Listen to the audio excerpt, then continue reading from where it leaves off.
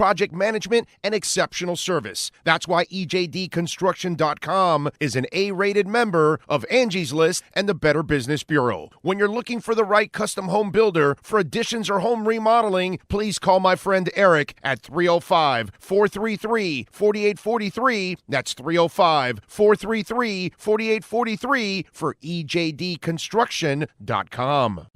This is the Big O Show. There's many ways to support our program, from subscribing and liking the show to visiting our terrific sponsors. Another way is using Cash App. If you would like to donate to the show and help us grow, download Cash App and search Cash Big O Show. That's Cash Big O Show. We appreciate your support as we continue to build the best sports show on the planet for South Florida sports fans. Support the Big O Show by using Cash App and donate to Cash Big O Show. Thank you for your incredibly loyal support. This is the Big O Show. There's no need to drive around South Florida wasting valuable time looking for a new or certified pre-owned Acura. Go to the #1 volume sales dealership in the Southeast United States. Craig Zins Acura of Pembroke Pines. Purchase with pace and space in a dealership tailored to your needs. From home buying to providing that personal touch. Contact the 2020 Satisfaction Award winner Craig Zins Acura of Pembroke Pines. 888-776-5123. That's 888-776-5123. Or visit them at 15601 Pines Boulevard in Pembroke Pines. This is the Big O Show. Sports fans love a place with great food, cold drinks, and TVs everywhere. That's why sports fans love Sports Grill and their 7 amazing locations. Check out the Bird Road location at 11481 Southwest 40th Street in the back corner of the West Bird Shopping Center. Sports Grill is also now offering some great employment opportunities. All kinds of positions are now available, from kitchen to hosting. Call for more information at 305-485-8845. From wraps to salads to amazingly delicious specialty dishes, Sports Grill is the home to the legendary special grilled wings. Since 1987, Sports Grill, good food, good drink, and good friends.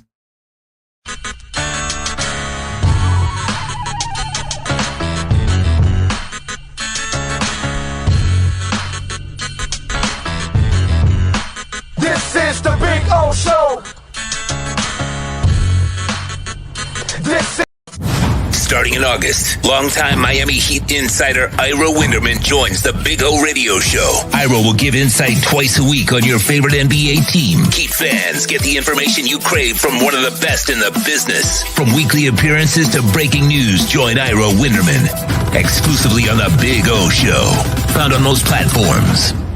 There's no need to drive around South Florida wasting valuable time looking for a new or certified pre-owned Acura. Go to the #1 volume sales dealership in the Southeast United States. Craig Zins Acura of Pembroke Pines. Purchase with pace and space in a dealership tailored to your needs. From home buying to providing that personal touch. Contact the 2020 Satisfaction Award winner Craig Zins Acura of Pembroke Pines. 888-776-5123. That's 888-776-5123. Or visit them at 15601 Pines Boulevard in Pembroke Pines. The viewpoint, statements, or beliefs expressed on the following program by the host, guests, or callers are not necessarily the opinions of FantasyAccess.com, Media Group Inc. ownership, management, sponsors, or website. When it comes to South Florida sports teams, very few in the media have witnessed, lived, and covered it like the Big O. Let's start the program dedicated to your favorite South Florida teams with a passion that's unmatched. The Big O Radio Show is on. Here's the Big O.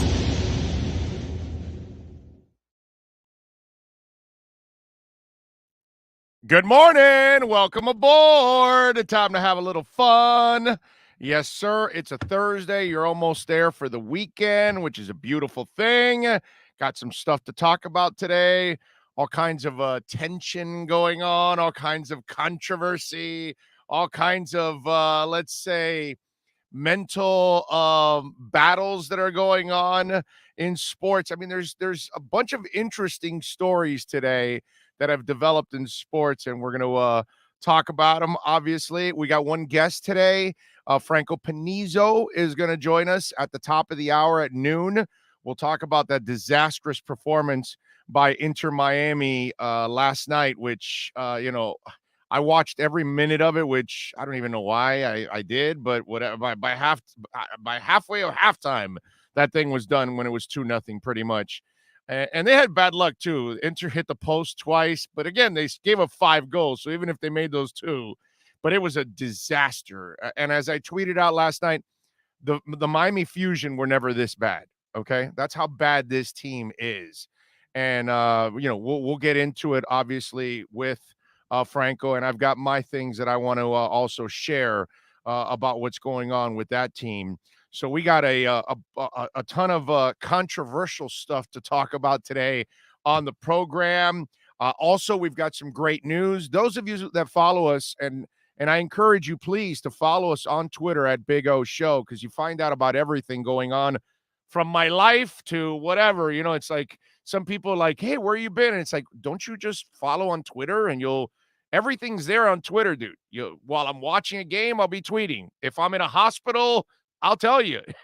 If I'm out somewhere, I'll tell you. If I don't like something, I'll tell you. I mean, it just on Twitter, you'll see it all there. I mean, everything. And we broke the news yesterday that Inside the Paint has returned. And I say has returned because, it's kind of, we started the onside thing. And so, most of those elements were elements that I came up with. And so I wanted to continue Inside the Paint. And I'm really, really excited to announce that next Wednesday, the Pallet Rack City Inside the Paint show will start. And it'll start at 10 a.m. So I'm going to come on Wednesdays now around 9:45. So I'll be on for about 15 minutes prior to the guys. So they, get a little warm up there. We'll get it going. And then Ira Winderman and Clay Ferraro from Channel 10 will be the Inside the Paint guys every single week. And it starts, it's an exciting time for the show because not only are we growing and expanding, and I thank you all for that immensely. I can't thank you guys enough for it. But as we're adding all of these elements, I told you the show is going to start to expand, and we'll start to add more hours to the show, more features to the show, those kind of things. This one will be one of those features. The guys will be talking basketball for 1 hour every week, going around the NBA, obviously talking about everything going on with the Miami Heat, what kind of trades. Ira, we all know, has been on this thing from day one, and he is a monster. He is absolutely phenomenal, and that's why he and Omar were the first guys I called right away. I said, hey, look, this is my idea now. Let's keep this thing going. And they were all in, and I love them for that. And so that's why this whole thing has been rocking. And remember, so next week, Ira and Clay Ferraro start every Wednesday at 10 a.m. with an hour of basketball talk. So that'll be great for all of you out there. And then the following week, we add Ira's 2 reports every week on August 3rd, I believe, is a Tuesday. I think Ira will be Tuesdays Tuesdays and Fridays, I think it is, or Tuesdays and Thursdays. No, Tuesdays and Fridays. That's what it is for Ira. So we're going to have Ira on Tuesdays and Fridays to talk a little basketball. So next week we add Ira and Clay Ferraro. The following week we add Ira with his 2 reports, and we add Kyle Krabs on Wednesdays.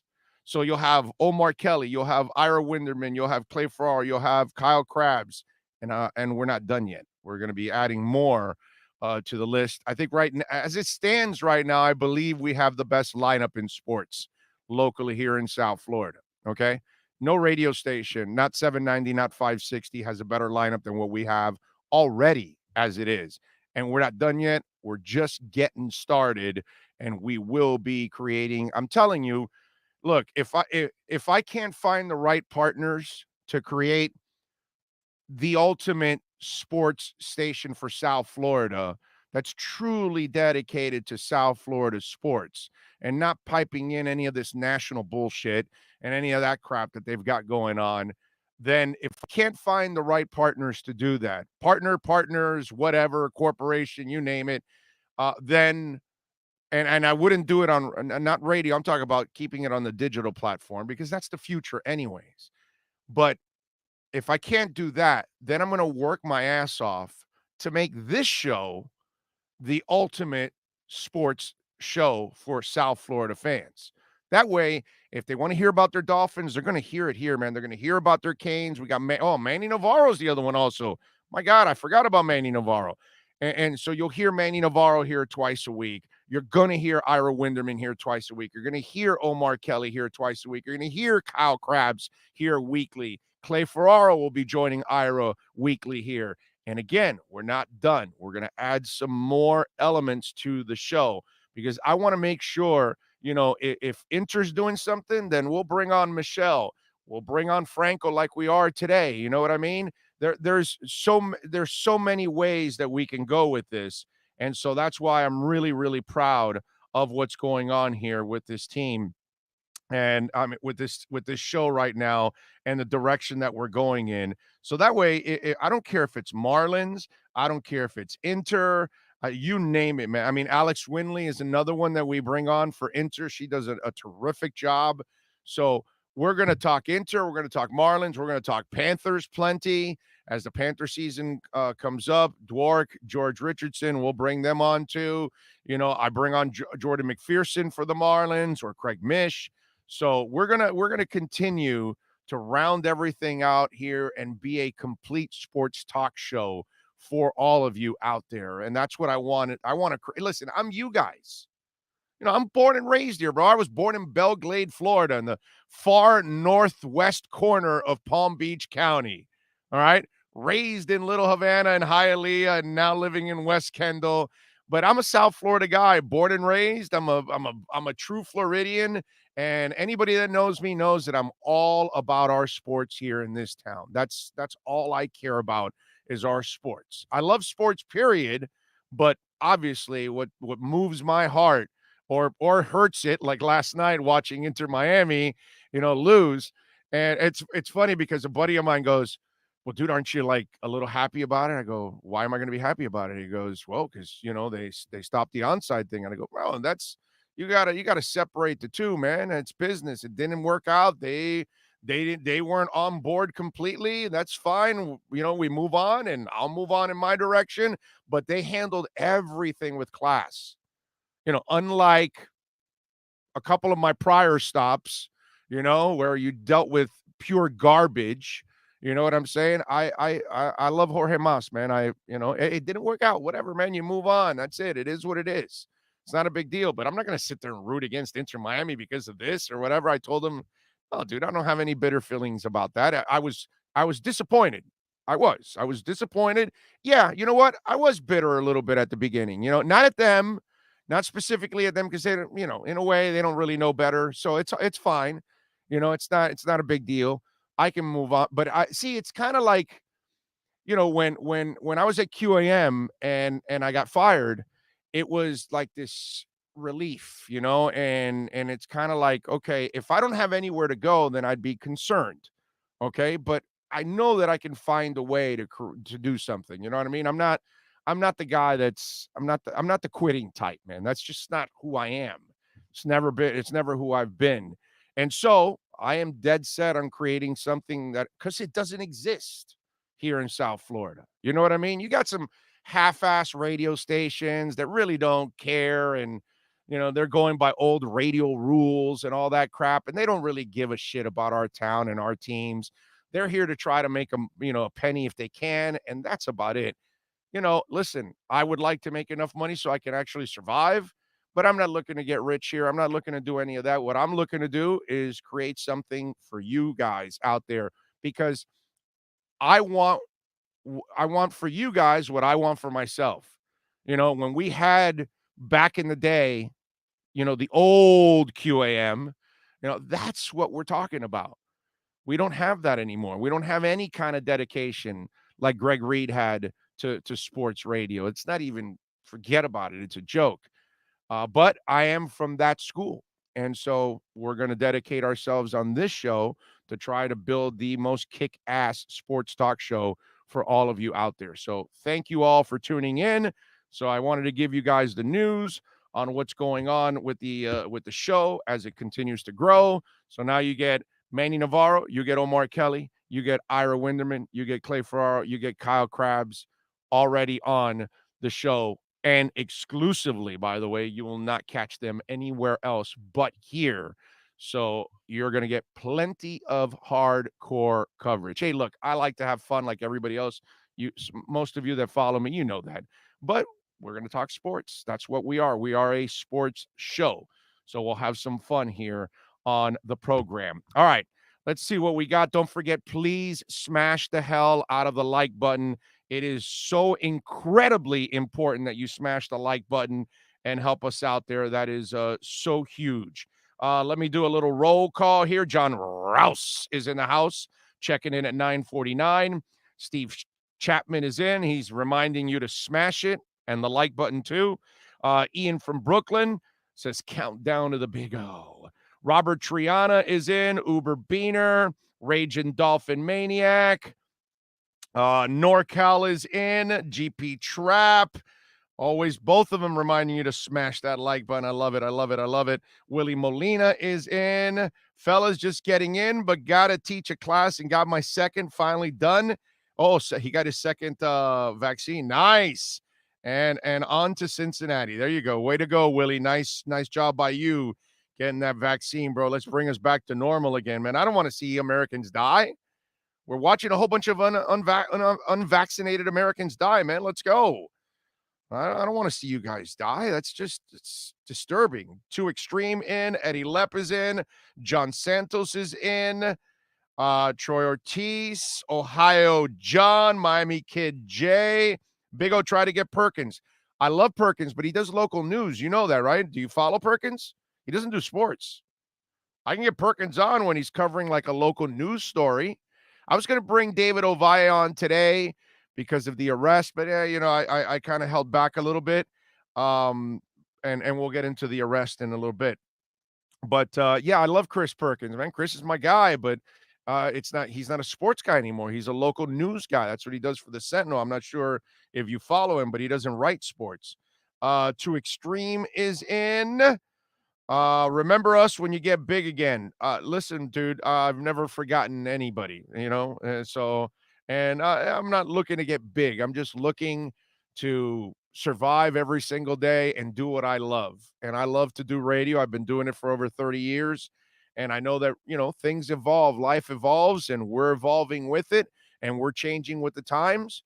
And I'm excited. Look, you guys have really, everybody downloading, all of you that are downloading the show, all of you that tune in every day on YouTube, you have re-energized me and refocused me on what's important for me.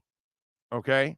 Not just for everybody else, not just for my family, but what's important for me and my peace of mind and all of that. Look, I've had some incredibly stressful runs here recently in the last couple of years with a couple of the projects that I took on.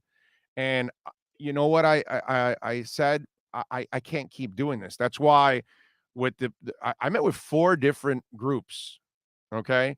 2 individuals and 2 multiple partner people to try to keep this thing going, but they could not provide. And most of them had money, but money doesn't solve everything. And then when I looked at him and I said, I'm just going to waste your time and your money if we don't have these specific resources. And they were like, really? And yeah.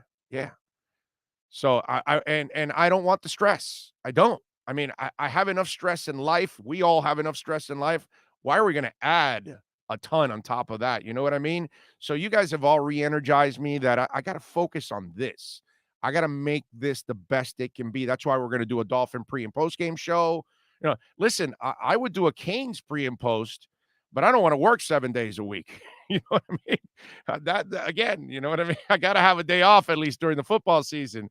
So, that's why I'm not even taking it on a 7th day. Plus, I had the polyp, right? And now I've gotten over it. I don't want to also burn out my voice too. So I have to be very careful. I have to do things the right way here. But there's no doubt all of you have re-energized me to focus on creating this. Ohio John, by the way, says, love Omar and Kyle Krabs segments. Oh, yeah, they're going to be awesome. And, the Omar segments are just absolutely fantastic. If you've been listening to them, it's great Dolphins talk back and forth. Omar and I, we get along great, and it's fun. We don't always agree. We don't have to agree. Who cares? It's sports, dude. We're going to get it right. We're going to get it wrong. Oh, what's the Finns cap situation? I don't think they can afford Watson or a new X contract. Well, no, I mean, they can rework things if they wanted to, and they won't give X a new contract. They'll just give him, they're not going to give it to him. But I mean, I think what it is more about more guarantees in the current contract. That's what it is. They're not going to give him a new contract. They're not going to give him an extension. Thank you for bringing all the Dolphin news out here in Cali. We appreciate you, Josh Ritter says. Thank you, Josh, for watching, for downloading, for supporting, for liking, subscribing. That's huge, man. And if you can visit our sponsors, I know you're out in California. That might be a little different, but maybe we end up with national sponsors. So please support our sponsors. It's also extremely important. Willie Molina says, I remember the fusion. Tony Miola, El Pibe. And if this team, if Inter had El Pibe, they might have a few more wins on the table. They have no midfield. None. Zero. King Short is in. John Santos says, I got a couple of words for the man, 12, 10, and 560. It's only for the people who run the shows. You guys suck. Big O Show is the best place for sports. Thank you. Appreciate you, John Santos. Those were hopeless cases right there. And I mean, QAM, you can watch him just bleed and die on the floor as it's doing right in front of us every single day. Premier Reviewer says he's in the house. We love you, buddy. Andres Orozco is in. Ray Grullon is in. Says, howdy, Orlando, everyone. We are getting closer and closer to our Finn season. I cannot wait. Jay Gelfin says, good morning, Orlando. Last night was painful. Yeah, no, it was almost as painful as getting a rectum tattoo. And we'll talk about that too. Let's see. Manuel Malo, good morning. Willie says, I think you can pull the cattle by yourself and do a great job. I appreciate that, man. Thoughts on Avante Smith. We'll get to the arrest very shortly. Don't worry. I've got it on my list. I had my second shot in May, NorCal says. I have many more. He's doing all that local stuff for the Sun Sentinel. Maybe our crypto will make us rich. Oh, keep my fingers crossed. I don't know about rich, but we'll hit it, bro. We'll hit it. We're getting in early. And if you keep buying I'll give you an example, John. Polygon Matic fell to 68 cents about 36 hours ago or something. Dude, I scooped it up. I bought it at 75 and that thing went to $2.40 and it's going to go way higher than 240. And when it went to 68, I saw that. I go, oh my God. And I bought some Polygon right away. It's at like 90 cents now. So I'm already making on that. That's why you cannot fold in all of this because, by the way, those of you that follow crypto, go on YouTube. It's called The B Word, I think. I watched it yesterday. Kathy Wood from Mark Investments. The Twitter guy, that I like him a lot, dude. Now I'm brain farting. And he's so Jack, damn it. Anyway, the Twitter CEO, Jack Dorsey, I think it is. Which, by the way, after that conversation, I became an even bigger fan of Jack Dorsey. I mean, he is freaking awesome, super smart, really common sense driven. You know what I mean? I really like him. And Elon Musk. And so they had a narrator asking them questions. As they were asking them questions, and they were all talking highly about Bitcoin, Bitcoin started going like this. That's why I got to 32 yesterday. That's why everything got kind of a boost, because people saw that conversation and they were talking about the future of digital currency and everything, especially Bitcoin and all that. And Elon, by the way, admitted that he personally not only owns Bitcoin, but he also owns Ethereum and he owns some Doge. And he also announced, we weren't specific. We didn't know these specifics. It's Tesla owns Bitcoin, SpaceX owns Bitcoin, and Elon owns Bitcoin, and they don't plan on selling. He goes, we don't plan on selling any of it.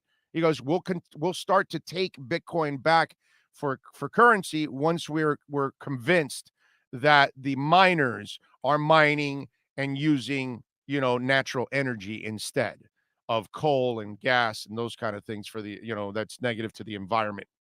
So if I encourage you after this show, not now, But after this show, if you get a chance, it's called The B Word. I'm sure it's somewhere on YouTube.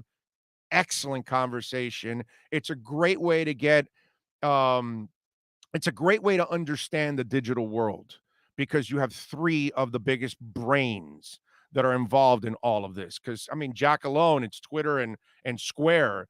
Kathy she's a genius, man, and she's part of ARK Investments, which is one of the biggest, investment firms, period, that there is in this world. And she's incredibly successful. And then obviously Elon. Check it out. I encourage you to check that conversation out, John. And anybody else that follows crypto, you will definitely enjoy that conversation. And try and tell me what you feel about Jack after you're done. See if you feel the same way I do. I became a bigger fan of that guy, man, in a humongous way, man. Guillermo Arauz is in. Kenneth Cleveland, the ladies in the boom boom room. Yeah, Kenneth, love it. Ohio John, did you hear Texas and Oklahoma? Yep, moving to the SEC. Do you think they're on the verge of 3 or 4 power conferences? We'll get into that, John. But basically, we're kind of headed in the greed section is where we're going.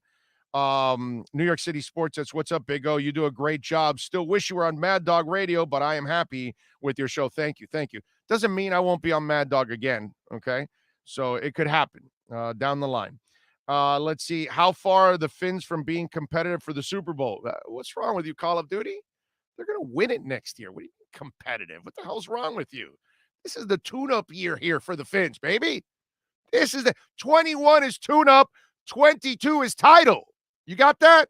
21 is tune-up, 22 is title. Say it with me. 21 is tune-up, 22 is title. 21 is tune-up, 22 is title. That's what's going on. Come on. Let's go. All right. What else? That is roll call for you. You got to end roll call that way, right? I mean, it's the way you got to end roll call. It's the only way you got to end roll call right there.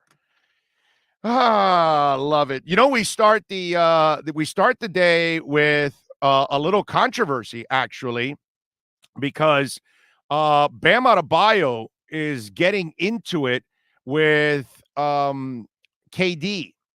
And I got to tell you something.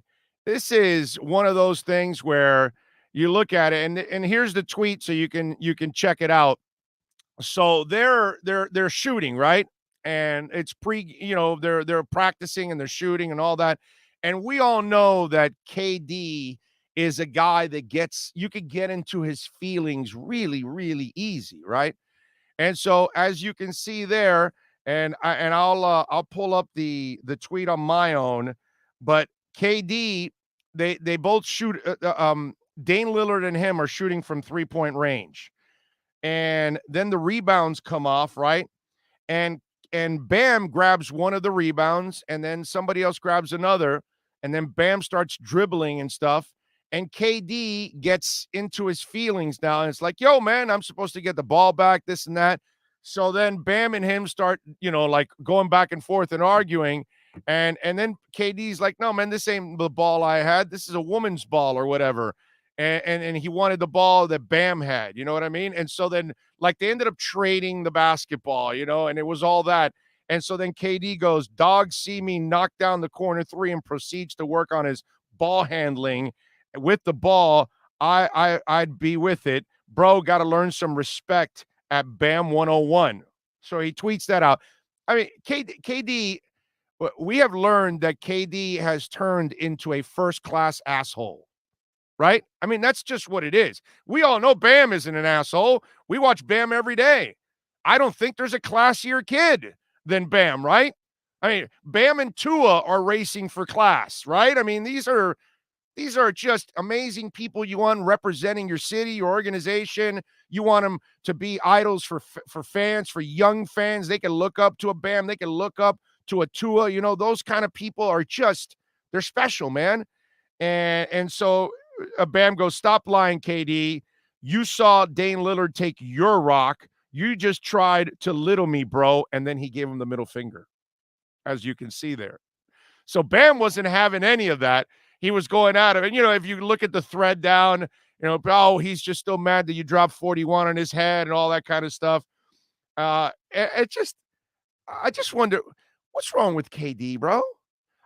Have you ever seen a more sensitive superstar in your freaking life, dude? I mean, we've had some sensitive superstars in the past. Aaron Rodgers seems to be a little sensitive at times, but nothing like this guy. I'm trying to think of some of the guys that were a little bit, I think Blake Griffin was a guy that kind of, the media attention and all the negativity sometimes got to him a little bit too. There have been some guys in the past that have been kind of sensitive. But dude, what is this with KD, bro? And that wasn't the guy that when he first came in the league. Do you remember when he signed his first extension with Oklahoma City? There was no hype, no talk, no nothing. He just signed the deal and he just kept going. That's it. He's the dude that used to show up with the school bag and just, talk and be cordial and this and that. And then all of a sudden he picked up burner accounts and started becoming this ogre. And I don't know what happened to him, dude. You know what I mean? It can't. And supposedly he smokes a ton of weed. So you would figure he'd be mellowed out a little bit there, right? I mean, Spicoli's not going to lose it. Why would KD lose it? I don't get it, bro. I mean, this is the most uptight stoner I have ever seen in my life. This is crazy.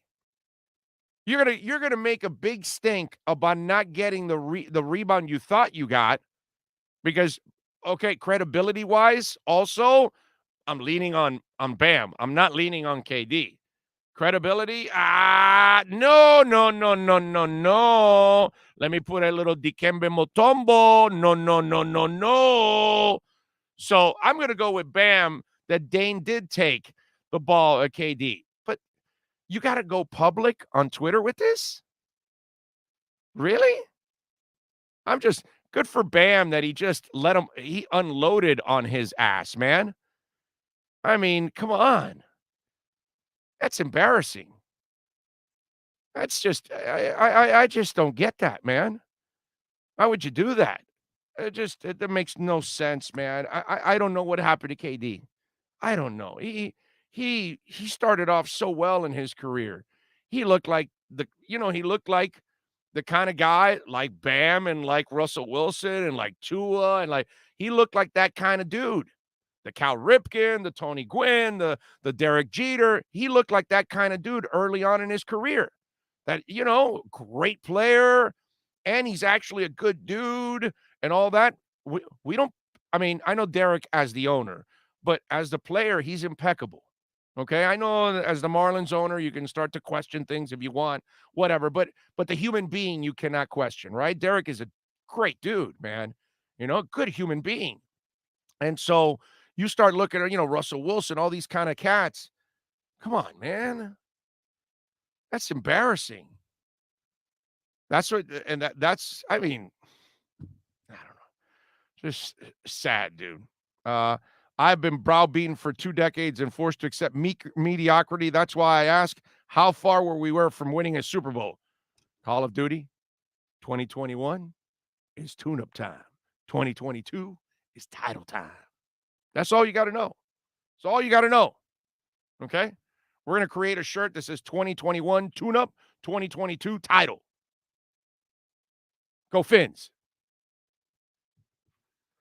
Already tension with the Team USA. Not a good sign for us to win the gold. No, of course not. What are you going to complain? In the middle of a game, is Durant going to complain to somebody? Hey, throw me the ball instead. Just, I don't know. I just saw that, and it was just like pathetic, actually. That's what I found. The whole situation is pathetic for the Durant issue.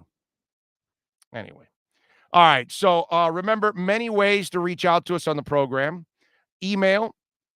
It's Big O Radio Show at yahoo.com. That's Big O Radio Show at yahoo.com. Twitter, Big O Show.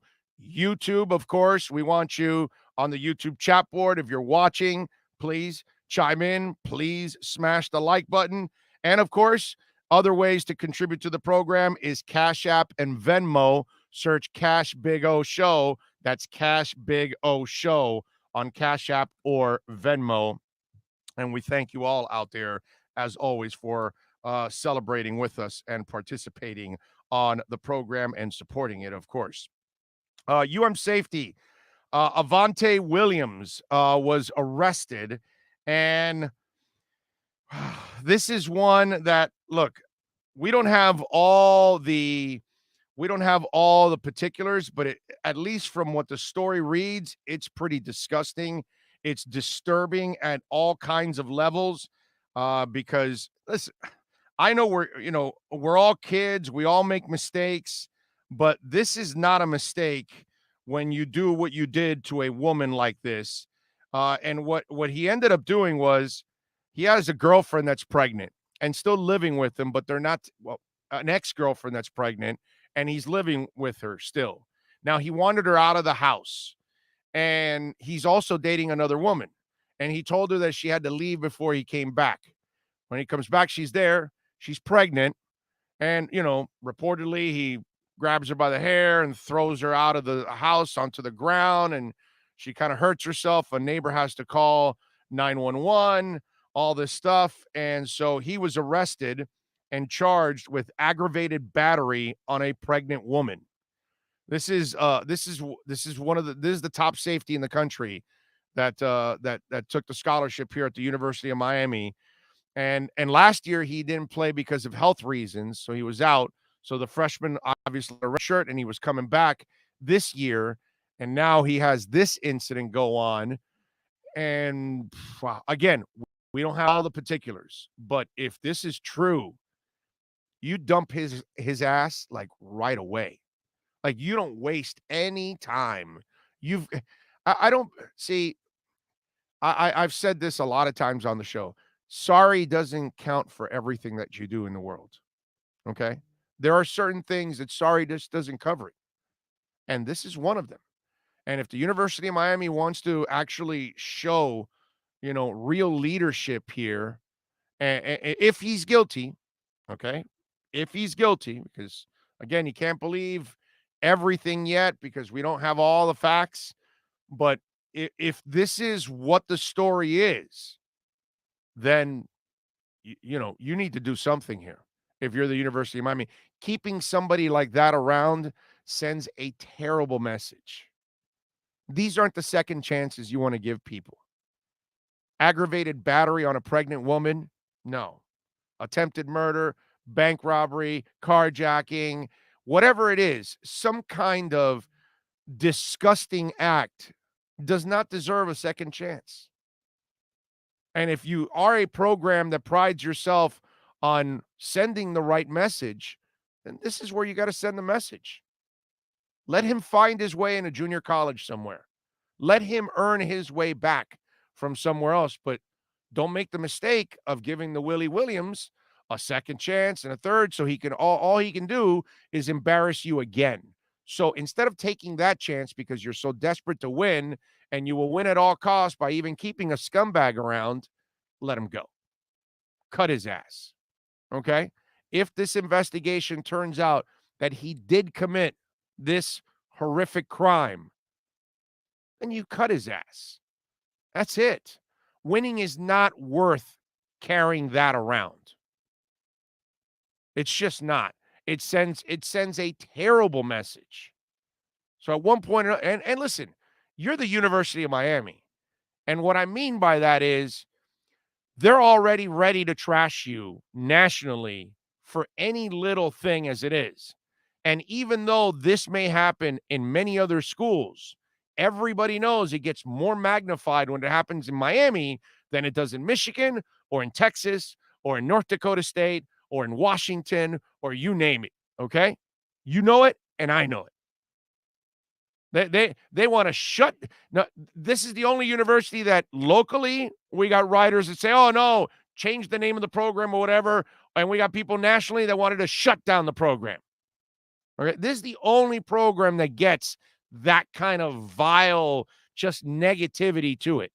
When they go through the same crap that Oklahoma did and Nebraska did for many years. And I'm sure that Florida State and Alabama and Texas and Michigan and all these other places all across the country, that they all do their dirty crap in order to win.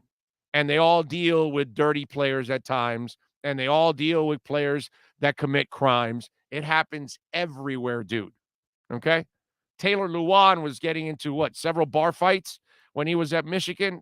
So don't give me this crap like it's, something that only happens here. It happens all over the place.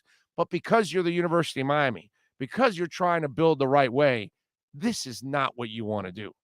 So if he is guilty, if this is the crime he committed, okay, because we don't really know everything, but if it is, move on. Cut his ass. There's no reason to keep Avante Williams around and send a terrible message that you're willing to keep a criminal around just to try to win a game. All right?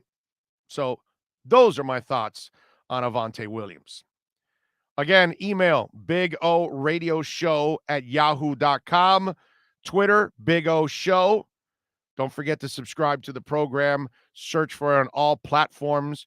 And those of you that are always podcasting, thank you, thank you, thank you. Smash that like button while you're listening to the podcast. I appreciate it immensely. So true. Oh, Penn State still having a football program is beyond me. Well, but listen, I don't know about eliminating the Penn State program, Andres. I didn't want to go to that extreme because there's a ton of people that had nothing to do with Paterno and Sandusky's scumbaggery. Okay. And listen, man, I don't care if Paterno's dead. I'm done with that guy. Okay. His memory is dog shit to me. I don't care what he accomplished on the field. That guy hit a pedophile. Screw him, bro. I don't care that he's dead. I don't care about his reputation. His reputation is garbage in my book. He hid and protected a pedophile who continually was hurting children. I have no patience whatsoever for men who hit women or people who abuse others or animals, period, not just dogs, animals. I have zero patience for that. Zero. Okay? But I can't blame the student body. I can't blame football players. I can't do that. That's not fair to them either. You know what I mean? Now, would a long suspension of the program and all that? Yeah, I have no problem with that. I have no problem with death penalty on their ass for a couple of years. Yeah, because there were a lot of people involved that could have done something about it and they didn't, only to protect the football program. But you cannot blame everyone else when it was certain individuals. Those individuals need to be prosecuted. Those individuals need to be brought to justice. Okay. And, obviously there's some that aren't with us anymore. But, guys like Paterno, they don't mean anything to me anymore, bro. Don't ever talk to me about his football accomplishments. I don't even want to hear anything from that. Okay. Because that guy was pure scum in my book. Everything he ever tried to, everything he accomplished in football went right out the window in my eyes. None of it matters to me because of the way you acted as a human being. And what you did was closer to being an animal than a human, protecting that piece of crap. So, but again, I don't want to take it out on the entire football program. I want to take it out on the individuals that were in charge. That's what I want to take it out on, because they're the ones that abused the kids and they're the ones that protected the pedophile. You know what I mean? So I get it, but anything that happens in Miami, it's way worse than when it happens and anywhere else. And you know it, and I know it because we've seen it firsthand. We hear things about the University of Miami locally and even more nationally than locally that we never hear with any other university. Yet they all have negativity. They all have setbacks. They all recruit the wrong player. And guess what? The University of Miami recruited the wrong player right now, it looks like, in Avante Williams. So it's time to give it up, as they say. Let him go. Let's see. What else do we have? I usually cap go Finside on here. DDW Larry L on Saturday night caps. Okay, I don't know what the hell that is, Willie, but all right, We'll take it, bro. Appreciate you as always. That'll be a cool shirt. Oh, yes, that's right. You know what? We're working on that now. We will have shirts very soon. Shirts, hats, all that kind of stuff for the show. We are coming up with that. Did you guys see Giannis? I thought, let's get to something that's a little bit more fun. But Giannis was at the drive-thru, and it's a great video. Okay. And Giannis, I can't sleep. yeah, I gotta share First of this all, with I'm you supposed guys. to be in Vegas right now. I'm supposed to be in Let me Vegas see if right now, you know. See if I can Howdy. bring it up. Here we go. But I'm here at already Chick-fil-A with the 2 trophies. with 2 trophies. You had to bring the 2 trophies. Of course I have to bring. He's in Chick-fil-A. He brought the 2 trophies. These trophies are not leaving my side. What if all of a sudden I wake up and this is all a dream? These trophies, these trophies are my security, basically. Like I touch them and I know this is real. even the Bucks know. Look at. You're just gonna be so mad. Who, Drew? He's gonna be like, you guys seriously went to Chick-fil-A and didn't call me. Dealing with all this. If this is how this is gonna be, oh my goodness. I think it's cool.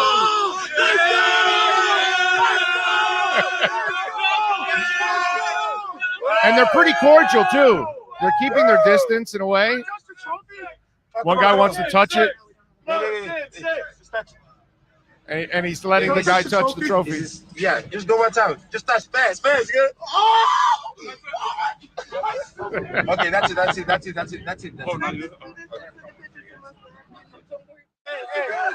think it's just amazing stuff. Okay, wait. We gotta stay COVID free. You dropped a 50 ball in the finals, bro. To clutch it out. The goal. You're the goal. You did it. Oh my God, bro. You literally dropped 50 points. We gotta go. To win. Oh my God, bro. Thank you guys. Yeah.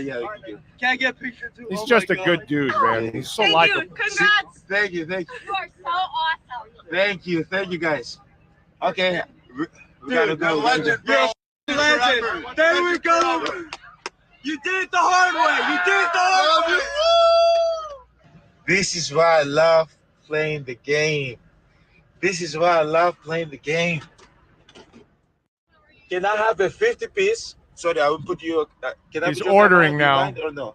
Sure. There's 150,000 people Chick-fil-A. watching you right now. Really? Yes. So can I have please a 50-piece Mac Minis? 50 exactly. Okay. Not 51, not 49. Chicken minis, yes. 50.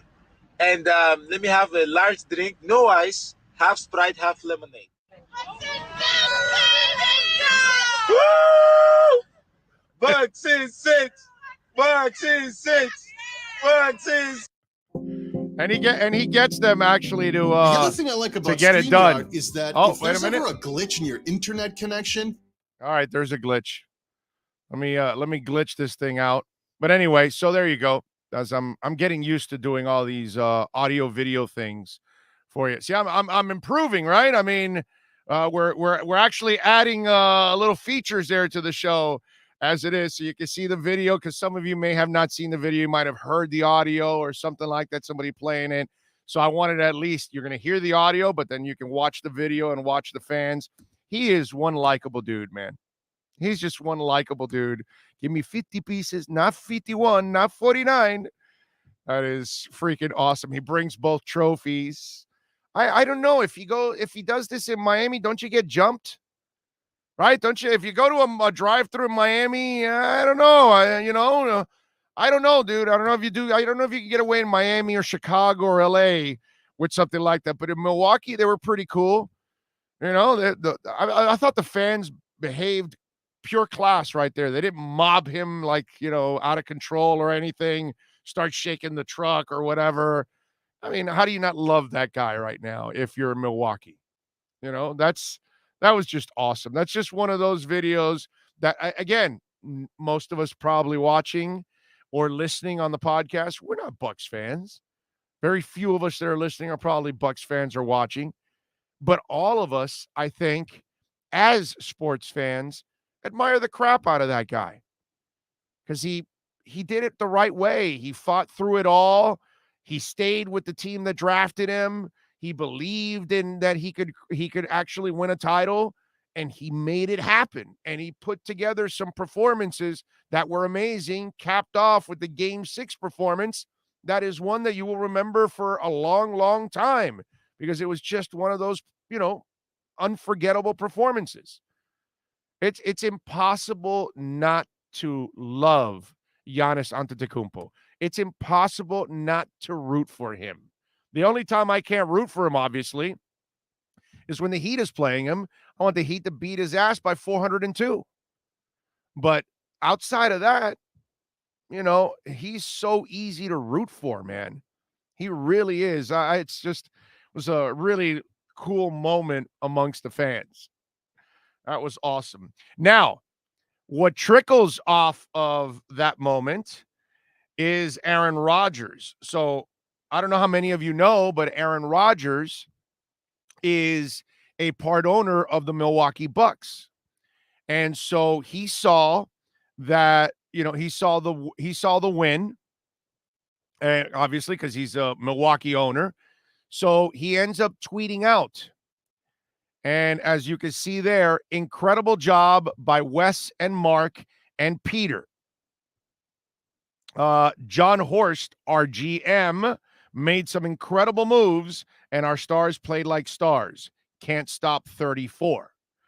So Aaron Rodgers, part owner of the Bucks, comes out and he congratulates the team, but it's the line of the GM and our GM made some incredible moves. That right there, my friends, is an enormous shot at Brian Gutekunst. And Brian Gutekunst has got to be feeling a little odd, right? Because there's got to be a portion of the fan base already that has to say, no, you got to do whatever you can to keep Rodgers. Fire that guy now. Yeah, it's not like Gutekunst has won a title or anything. And you think about the MVP year, that's Aaron Rodgers. And getting to the NFC Championship game, that's Aaron Rodgers. Yeah, they've got good players, there's no doubt. But without Aaron Rodgers, I don't even know if they're a playoff team.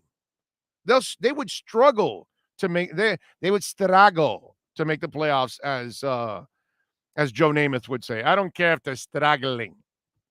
I mean, seriously. So Gutekunst has got to feel like shit constantly. He's got to be torn about this. Now, what's he going to do? Quit a great job? Quit one of the only 32 jobs in the world? No. But he's in the middle of all of this. And when he trades Aaron Rodgers, he's an asshole. And if he's keeping Aaron Rodgers, he's an asshole to Aaron Rodgers. So it's weird, man. It's a twisted ass dynamic that you see on there. And that's the part that I don't get. You know what I mean? And if you're the Packers, how do you resolve all of this? Because there's, and here's the thing. So Gutekunst already pissed off your quarterback. You're a Packers fan now. The guy hates him so much, he wants out. Doesn't matter if you make him the highest paid player in the history of the NFL. He's telling you, no, dude, you don't understand. I want the out. I can't stand your ass. I love my coaches. I love my players. I got no problem with Jordan Love. He's a great kid. But he never says he loves the GM, so we all know it. So the guy pisses off his quarterback. Now you're technically pissing off a group of your fans, right? Because I'm sure there's a lot of fans in Green Bay that are like, Aaron Rodgers is the man. I mean, we're talking about a team that had Bart Starr, Brett Favre, and now Aaron Rodgers. Okay? I mean, now that I think about it, has anybody had three better quarterbacks in the history of their team? God, that's a good one. I got to think about that one. Help me out with that. But still, so you look at it now, And guess what happens when you trade him? Then you're an a-hole. So Gutekunst is an a-hole to some fans. He's an a-hole to Rodgers, and then he's going to be an a-hole after he trades him. And here's another a-hole moment coming. If Jordan Love sucks, then he's a major a-hole because you got rid of Aaron Rodgers for a guy that can't play. Think about that one. Let that one marinate for a little while. That's what will get Brian Gutekunst fired. If Jordan Love does not work out, let's see, for Ted Thompson, okay, but Favre was effing with the team constantly. He would retire, unretire, think about it, I'm going, I'm gone, I'm staying, I'm gone, I'm staying. Oh, I don't know, I'll make a decision months down the line. Meanwhile, free agency and the draft are going by, and it's like, we got a plan for the future. Are you coming back or not? So I understood Green Bay's frustrations with Brett Favre because he was more undecisive than my wife is about dinner every single night, okay? So if you're like that, okay, I get it. Now you got frustrated, you're Ted Thompson. Now Ted Thompson hit it out of the freaking park because he had Aaron Rodgers waiting, and Aaron Rodgers is really good. If Jordan Love is not good for Brian Gutekunst the way Aaron Rodgers was for Ted Thompson, oh my God, we got issues. We got issues.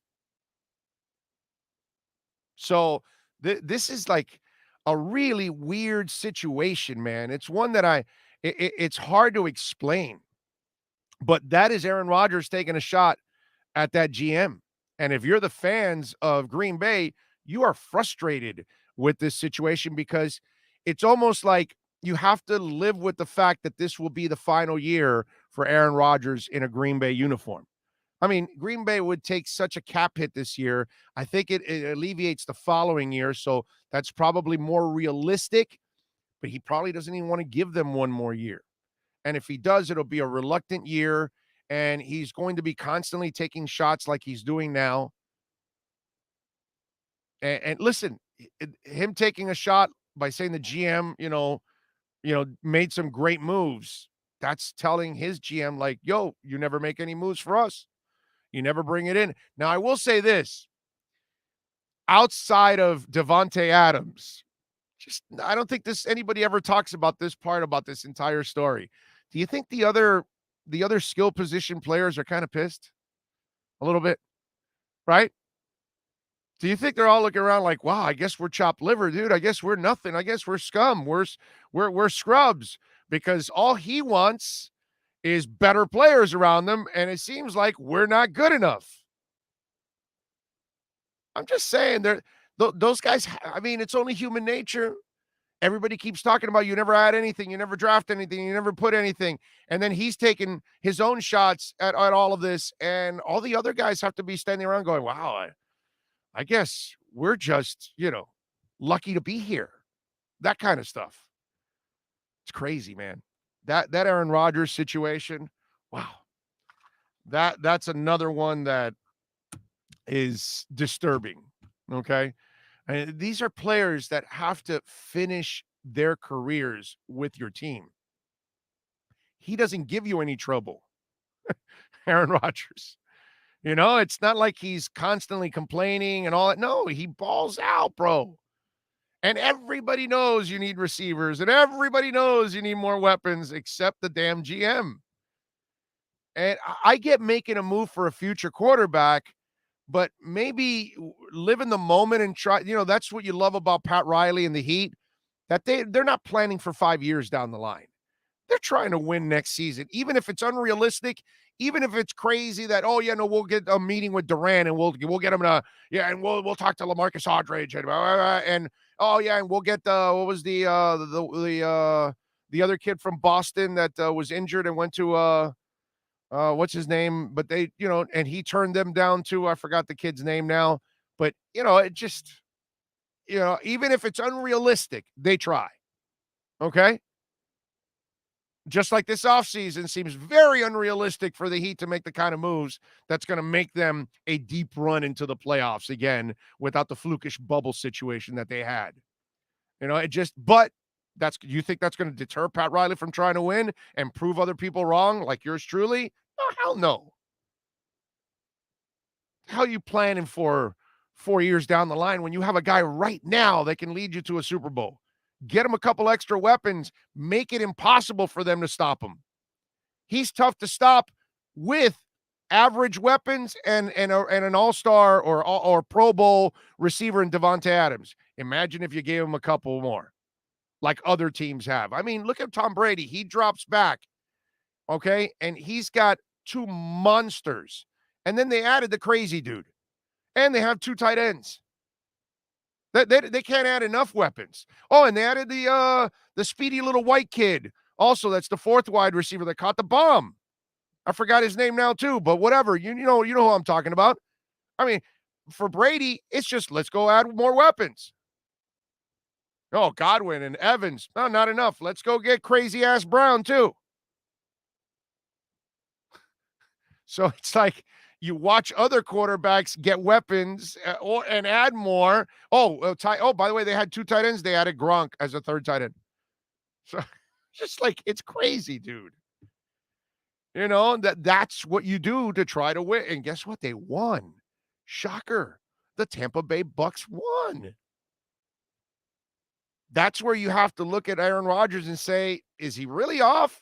Is he really crazy? No, he's not.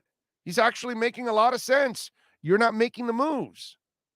So this Brian Gutekunst, he's got to feel like absolute dog shit. All right, remember, you can reach out to us on email at Big O Radio Show, Twitter, Big O Show. Follow us there as always. All kinds of news, which if you weren't listening at the beginning of the hour, we broke the news yesterday that Inside the Paint will start next week here on the show. It'll start off Wednesdays at 10 a.m. I will start Wednesdays now. Every other day will be 11 a.m., but on Wednesdays, I will come on starting at 9:45. So we'll start to warm it up, and then at 10 o'clock, we will hand it over to Ira Winderman and Clay Ferraro from Channel 10. That will be your Inside the Paint hosts every single week here. And, of course, we thank the folks at Pallet Rack City, proud sponsors of the Inside the Paint program. And please check it out, Pallet Rack City, Eddie Pereira and company. They do great work. So if you own a warehouse and you need your racks and all that, there is no better place to get stylish and great racks than, of course, at Pallet Rack City. So we thank them. So that's the breaking news that we had there on the program. Let's do this. Let's take a quick break. At the top of the hour, Franco Panizo is going to join us. We're going to talk a little Inter Miami. Then we'll get back to a bunch of other things I want to get to on the program. I got some other football things that I want to get into. A little Dolphin talk. Also, that I something that I need to follow up on with the Dolphins today, and we'll talk about that in hour number 2. Also, we got a crazy NFL player running his mouth. Let's see, what else do we have? We have a crazy woman that shows her love for her favorite athlete. There's a bunch of things. Texas and Oklahoma thinking of leaving to the SEC. I got a bunch of things that I want to get to. So let's take a quick break. We'll come back on the other side, and we will see you for hour number 2 right here on the program. Sports fans love a place with great food, cold drinks, and TVs everywhere. That's why sports fans love Sports Grill and their 7 amazing locations. Check out the Bird Road location at 11481 Southwest 40th Street in the back corner of the West Bird Shopping Center. Sports Grill is also now offering some great employment opportunities. All kinds of positions are now available, from kitchen to hosting. Call for more information at 305-485-8845. From wraps to salads to amazingly delicious specialty dishes, Sports Grill is the home to the legendary special grilled wings. Since 1987, Sports Grill, good food, good drink, and good friends. This is the Big O Show. For over 16 years, EJDconstruction.com has provided South Florida residents quality craftsmanship, accurate project management, and exceptional service. That's why EJDconstruction.com is an A-rated member of Angie's List and the Better Business Bureau. When you're looking for the right custom home builder for additions or home remodeling, please call my friend Eric at 305-433-4843. That's 305-433-4843 for ejdconstruction.com. There's no need to drive around South Florida wasting valuable time looking for a new or certified pre-owned Acura. Go to the #1 volume sales dealership in the Southeast United States. Craig Zinn's Acura of Pembroke Pines. Purchased with pace and space in a dealership tailored to your needs. From home buying to providing that personal touch. Contact the 2020 Satisfaction Award winner Craig Zinn's Acura of Pembroke Pines. 888-776-5123. That's 888-776-5123. Or visit them at 15601 Pines Boulevard in Pembroke Pines. The viewpoint, statements, or beliefs expressed on the following program by the host, guests, or callers are not necessarily the opinions of FantasyXS.com, Media Group Inc. ownership, management, sponsors, or website. When it comes to South Florida sports teams, very few in the media have witnessed, lived, and covered it like the Big O. Let's start the program dedicated to your favorite South Florida teams with a passion that's unmatched. The Big O Radio Show is on. Here's the Big O. We promised you we're going to talk a little football, and last night there wasn't any being played at Drive Pink Stadium. If you were looking for football, you weren't going to find it there because Inter Miami got absolutely dogged by New England 5-0, and my man Franco Panizo, of course, follow him on Twitter. You see his Twitter handle right there at Franco Panizo. Check out Miami Total Football. He does an exceptional job of covering this team on an unbiased level, which is a beautiful thing and something that I appreciate. Franco, good afternoon, sir. How are you doing, my man? I'm good, bro. I'm good. A little tired. I was up late last night. Can you hear me? Yeah, I hear you perfectly. Okay. Just great. making sure. Just making sure. No, I'm just a little tired. Was at the stadium till late. Rewatched the game as I always do. There's a lot of concerning images live, and then on the second viewing as well, which I'm sure we'll get into some of that here. So I'm a bit tired, but overall I'm good. Inter Miami, not so much. No, and Franco, one of the easy targets is Phil Neville, right? But how much do we give him a pass that this is just a terrible team, dude? We have to just come to grips. We got to get off this whole salary trip and how much they're spending. There's no chemistry here. This team doesn't work. That one play where Higuain is running down the middle of the pitch and he passes it to the left and Pizarro is nowhere to be found. He's thinking of Acapulco and relaxing and whatever. And he's like standing there. That was the defining moment of the season, and it describes what this team has been in the front office and on the pitch. It's so disconnected and discombobulated. What freaking coach can win with this group, dude? Please explain that one to me. Look, so I agree with you. I think I said in the press box and on that very moment, in that very play, that that's the defining image of Inter Miami right now. Just not on the same page, just not on the same wavelength. It's not pretty. It's not pretty.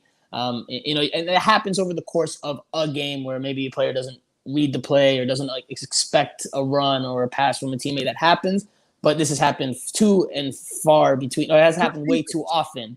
For throughout the course of these two seasons. Yeah. Look, as for whether it's just the team or it's Phil Neville, I think it's a combination of both because this team has regressed from where it was last year. It's not only getting beaten with poor performances, it's getting beaten badly on the scoreline. You look at individual performances and even Lewis Morgan. LGP should be turning in his check. He should go to Jorge Mas and say, here, bro, I am absolute dog shit because he is terrible, bro. Terrible. Listen, I'm not that low on LGP. I think again, the whole team is not playing. Yeah. But I see a lot of mistakes by LGP around the box, bro. Yesterday for me, LGP wasn't one of the main culprits. Nicolas Figal had probably the worst game for Inter Miami that he's ever had. He was bad. He was involved in at least 3 of the goals. Showed a lack of effort and apathy in terms of defending and getting back sometimes. Lewis Morgan did as well. No awareness. There was no awareness, bro. I don't think it's awareness. I think it's just the team is in such a bad way that players are not buying into the game plan, low on confidence. thinking they're going to resolve themselves in situations where they have to rely on the team or vice versa, trying to rely on the team or defer to the team when it's them that has to put out fires. It's not good. It's not good across the board. And again, just going back to individual performances, Lewis Morgan was the standout player last year for Inter Miami. This year has looked a shell of himself, a shadow of himself. I think he has 1 goal and 1 assist. Is that his fault, or is that right? That's my point to coaching. That's Neville, right? Yeah, that's Neville, because every time I see him try to break down a defender, I'm like, dude, that's not who you are, bro. And they take the ball away from him every single time. He's not that guy, and he's trying to use him more into the middle of the field instead of keeping on the outside and letting him set people up. That's what they should be doing, and they don't do that. That's where I do blame Neville. Yes. Yeah. Right. Again, from a performance standpoint, who has gotten better this year? Who has played better last year? Zero. And the best player is probably this year, probably for me, is Gregori, the Brazilian center midfielder who didn't play yesterday. And even he has missed 2 games, one because of a red card, another because of yellow card accumulation. So their best player has missed 2 games because of disciplinary reasons on the field. So same. that LGP has those issues too for 2 years now. No, sure. But I'm just saying, if that's your best player, and I think Gregori has been good, but if that's your best player, that just shows that your team is not in a good way. Your attackers aren't doing enough consistently, and it just hasn't been good enough across the board. There's a lot of issues here. Players, coaching.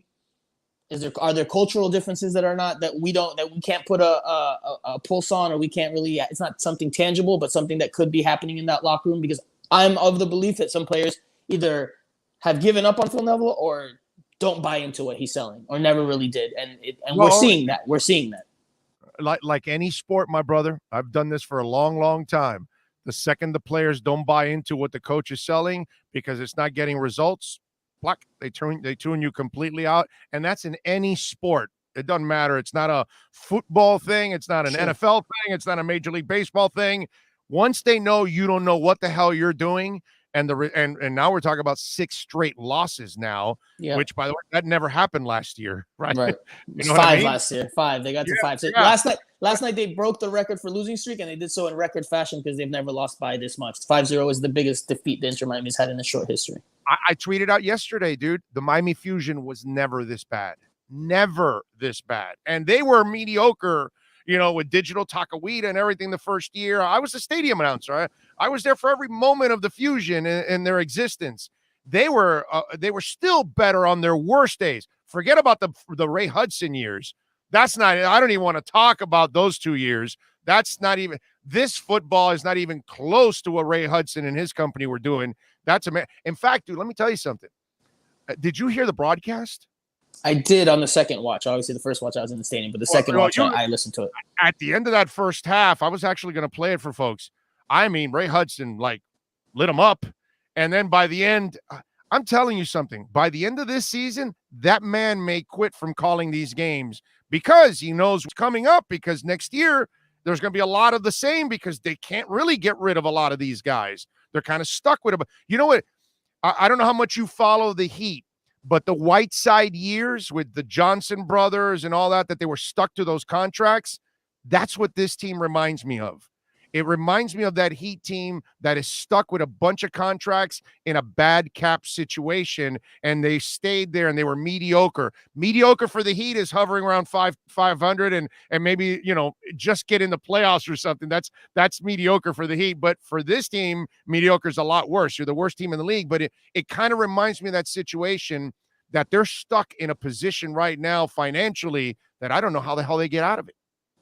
Yeah, look, they have issues coming up in the next few seasons that they're going to have to resolve with the sanctions. They're probably going to have to get rid of some of these players and rely on even younger players that are on less money, that are less proven. So, but that's further down the line. If we're talking this season right now, I mean, they need to have real hard talks, real hard discussions. I've heard David Beckham is coming within the next few days.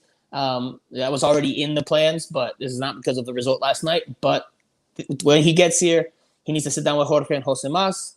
They need to have hard talks. They need to have a real discussion with Phil Neville and try to figure out how to best move forward. Because right now, this team is a disaster. Last night was some of the worst soccer I've seen professionally in 10 plus years, live and in person. It was awful. Like just players not on the same page after the first 15 minutes, because we have to take into account the first 15 minutes, Inter Miami looked pretty good. Well. They were on the front foot. They were attacking. They looked a team that was more likely to score. But then once that New England goal came, strike was nice. The Robbie strike was nice. I know I went just wide right, but it was like, okay, this is the guy that we were hoping for, you know? And then after that was like the highlight of the night, actually. Once that's not true. They hit the post twice. Once New England scored, though, the wheels just came off. Everything just went to the crapper, because it just players crumbled, heads went down, and you could just see it from there. The desire was no longer there. Look, Phil Neville after the game, I don't know if this is just the point where he's recognized it, or I doubt that's the case. But it's the point where he's finally said enough is enough. I have to acknowledge this publicly. And last night he said he's practically, at least from my vantage point, my viewpoint, practically pleading for this group of players to be a team, because he was saying, look, we need a team. All I'm asking for is a team. You can win, you can lose, but this football club needs to have a team that fights for each other. So. Look, I've been talking about that for months now. I can remember the exact moment I first had this impression or this perspective on Inter Miami this season, and it was the Wednesday night game that was with the monsoon, with the rain delay. I know that because it ended up being my birthday at midnight that night. And I remember writing the next day and saying it on Miami Total Football's YouTube page. This is a collection of individuals. They don't play for one another. They don't fight for one another. Victor Ulloa had a very illuminating quote during the pregame press conference on Tuesday this week, talking about how they haven't been able to establish those bonds in the locker room because of COVID, and how they were, they had to come just to go to training sessions. They would train together for an hour and a half, and then they would all go their own way. They didn't have time in the locker room, et cetera, et cetera. But look, we've heard this since last year. Everybody has the same issues. Exactly. Nashville had to go through the same. Give me a break. Exactly. And we've heard this before. AJ De La Garza. As we say in Spanish, eso es una paja mental. Okay? Let it go. All right, go ahead. No. Look, AJ De La Garza said it last year. Basically. And by the way, for our Anglo friends out there, mental masturbation is that. That's what that is. But go ahead. Last year, AJ De La Garza said it after the playoff game, after the loss, the 3-0 loss to Nashville SC. He said, we're not on the same page. I asked Will Trapp after he left Inter Miami to go to Minnesota United. I remember why he thought that the team did not succeed or live up anywhere close to expectations last year. He said it's a collection of individuals. Now you're getting Victor Ulloa saying the chemistry is still not there, that they're still working on it. They finally have been able to spend some time together over the last 2 weeks. Look, if that's such a recurring issue, then this team is a broken team. And I said that last night in my video that'll come out today. I will write that today. This is a broken, fractured team that I don't know what the solutions are. I think if Phil Neville stays on board, there's no solution here, not for this season. No. I mean, I've been saying for weeks now that everything's trending down. I don't see much reason for optimism. But in terms of what they can do going forward, this group, if Phil Neville stays on board, look, it's probably time to bench Blaise Matuidi. I think that will happen on Sunday. I think pulling him at halftime yesterday was a big sign that that Phil Neville is considering that move. Because I liked what I saw from Jay Chapman in the second half as well. I think Gonzalo Higuain could be benched on a more permanent basis, not this, he's on a fitness plan type of thing. Because look, you can lose games, but it's better to lose 2-1 to Orlando City or 1-0 to DC United with some crap soccer, but at least there's effort, as opposed to losing 5-0 like we saw last night. Because that was abysmal. And again, the fans deserve way better than that. Miami Total Football is the podcast that you must listen to if you're an Inter Miami fan and you want to get the shirt on. I got the shirt on. That's right. He's got the shirt on. That's right. And follow him on Twitter because you'll get all the updates. Subscribe so you can get the little bell that tells you that the notification that the latest podcast is out. Now, you said something interesting. Beckham's coming back and they've got to have a conversation. How much is Beckham the problem? Because he brought Phil Neville. Matuidi is his guy, his friend that he helped lure here. And so if those are two of the moves tied to specifically Beck's, those have been absolutely terrible moves so far. Again, I started this by saying you can't blame Neville, but I'm going to say right now, at least you can't be impressed by Neville. And Matuidi, I mean, seriously, what moron adds a defensive midfielder as a DP? I mean, that I tweeted that out yesterday. Only Paul McDonough would build a team with no attacking midfielder. And this is the nuttiest thing about it. At least with the Fusion, we had 87-year-old El Pibe. But at least El Pibe at 87 years old can place the ball in places that nobody could pretty much in that league. And he moved slightly faster than the Statue of Liberty. I mean, slightly faster than the Statue of Liberty. Yet, it didn't matter who it was, whether it was Roy Lassiter, you name it, they were going to have the ball placed right on their foot ahead of the defender so you can get into the box and make your play. And that's how do you not build a team with an offensive-minded midfielder, bro? Please explain that to me. I mean, they thought Pizarro was the guy, and that was someone that Diego Alonso wanted on board that he had worked with previously at 2 different clubs in Mexico. So Pizarro was supposed to be that number 10. And look, early on, he carried his weight early on. Then after the MLS's back tournament, his performances started to dip a little bit. I think the arrival of Gonzalo Higuain also impacted his influence in the team and in the locker room. So I think there's a lot of things. I think there's a lot of things with regards to why this team is in a bad way. You mentioned David Beckham. Look, David Beckham is a very successful person. His brand is attached to winning brands, successful brands. This is partially his team, though, and he has had a say in a lot of the decisions that have not gone well. And right. Let's call a spade a spade. That's just the reality of the situation. He, along with Jorge Mas, decided to hire Paul McDonough initially over Chris Henderson. They were both finalists for the sporting director job, and they went with Paul McDonough. That was the wrong choice. They tried to right that wrong this year by firing Paul McDonough and hiring Chris Henderson. But the damage has already been done. And now David Beckham handpicks Phil Neville, who is his former teammate, a friend, and a business partner. And Phil Neville is not doing a good enough job. We can talk about the team. The players aren't doing a good enough job. Sure. But the head coach is also not doing a good enough job. They're not scoring off of set pieces. They're not scoring at all. And they're losing games in ugly and lopsided fashion. So, again, there's problems across the board for Inter Miami, but Phil Neville is definitely one of them. David Beckham's decision-making might also be part of the equation. Yeah, and so the follow-up that I have to ask you with David Beckham, with Chris Henderson, with Jorge Mas involved, what was the determination? Have you been able to find out behind the scenes why they went with McDonough over Henderson? Did Henderson demand more control? And since Henderson has taken over, does he have full control? Or can he get influenced by either Beckham or Mas, and that because they want something, Henderson, this happens a lot in other sports.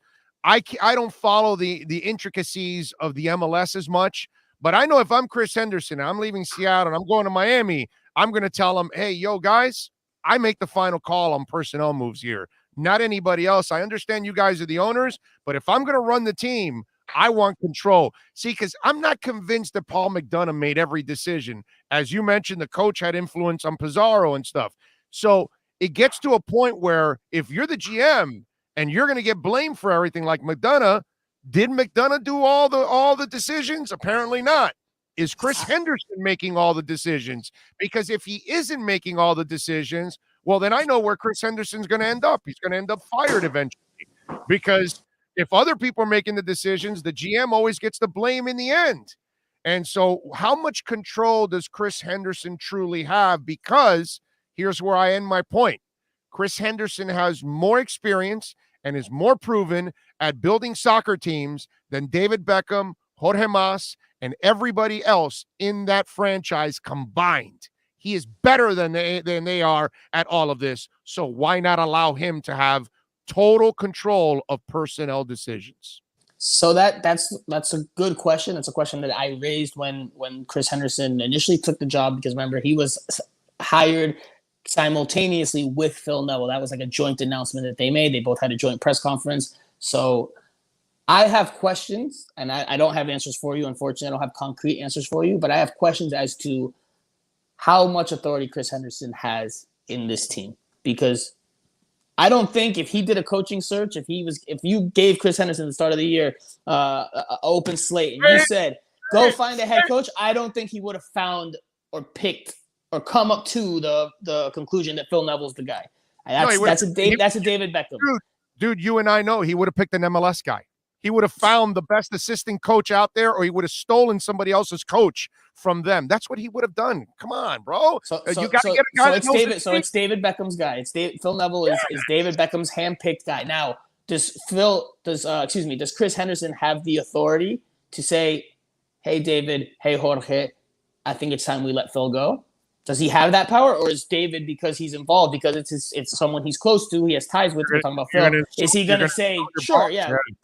So I have a question with regards to how much authority Chris Henderson has. Something I raised when he was first hired, because this situation obviously was hypothetical in that instance. But I said, what if Phil Neville doesn't do a good job? Does Chris Henderson have the green light to just say, look, let's cut our ties and start over? Because it's not a Chris Henderson hire. So I think with how involved David Beckham and Jorge Mas are, I don't think it's necessarily entirely a bad thing, but I think they also need to let the soccer people that are the decision that have experience, that have the sporting director or the front office title experience, let them make the decisions. You can have your input, you can have your desires for what you want, and let them execute that plan. But I think, you don't want to be overbearing or too much involved also, because that can also lead to negative things. And you mentioned Paul McDonough, and I'll close out with this with regards to this topic.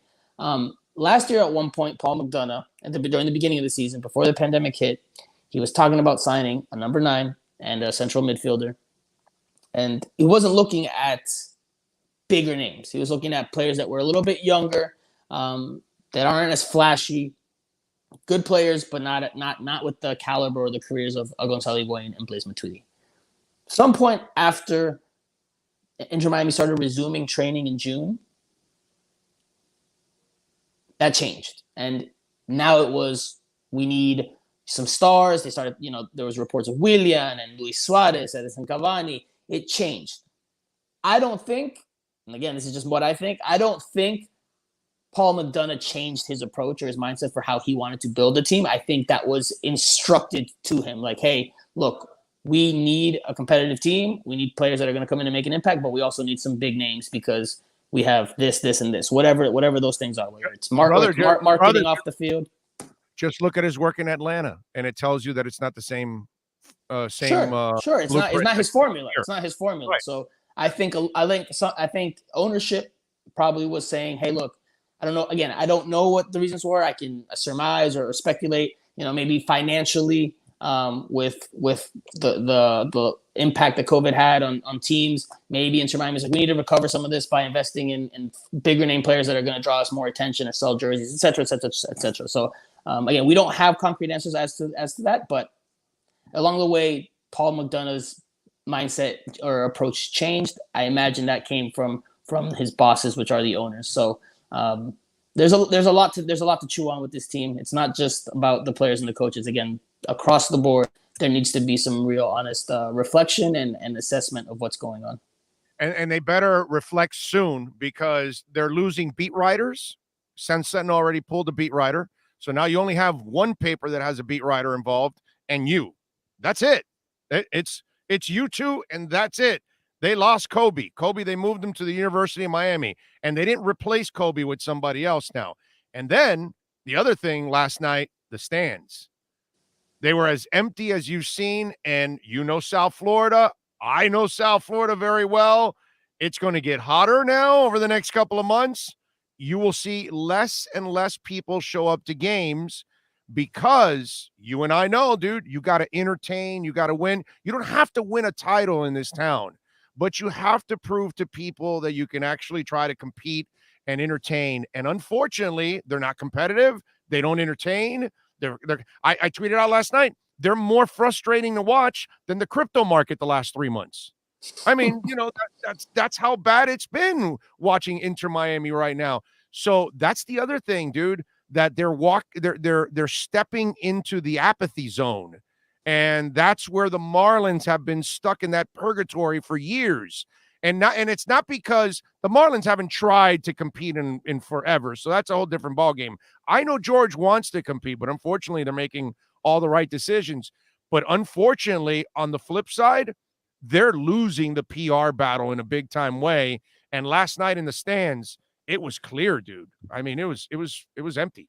Well, look, so midweek MLS games across the board are notoriously difficult, or they draw a lot less just because it's tougher for fans or people in general. Public that's interested in soccer.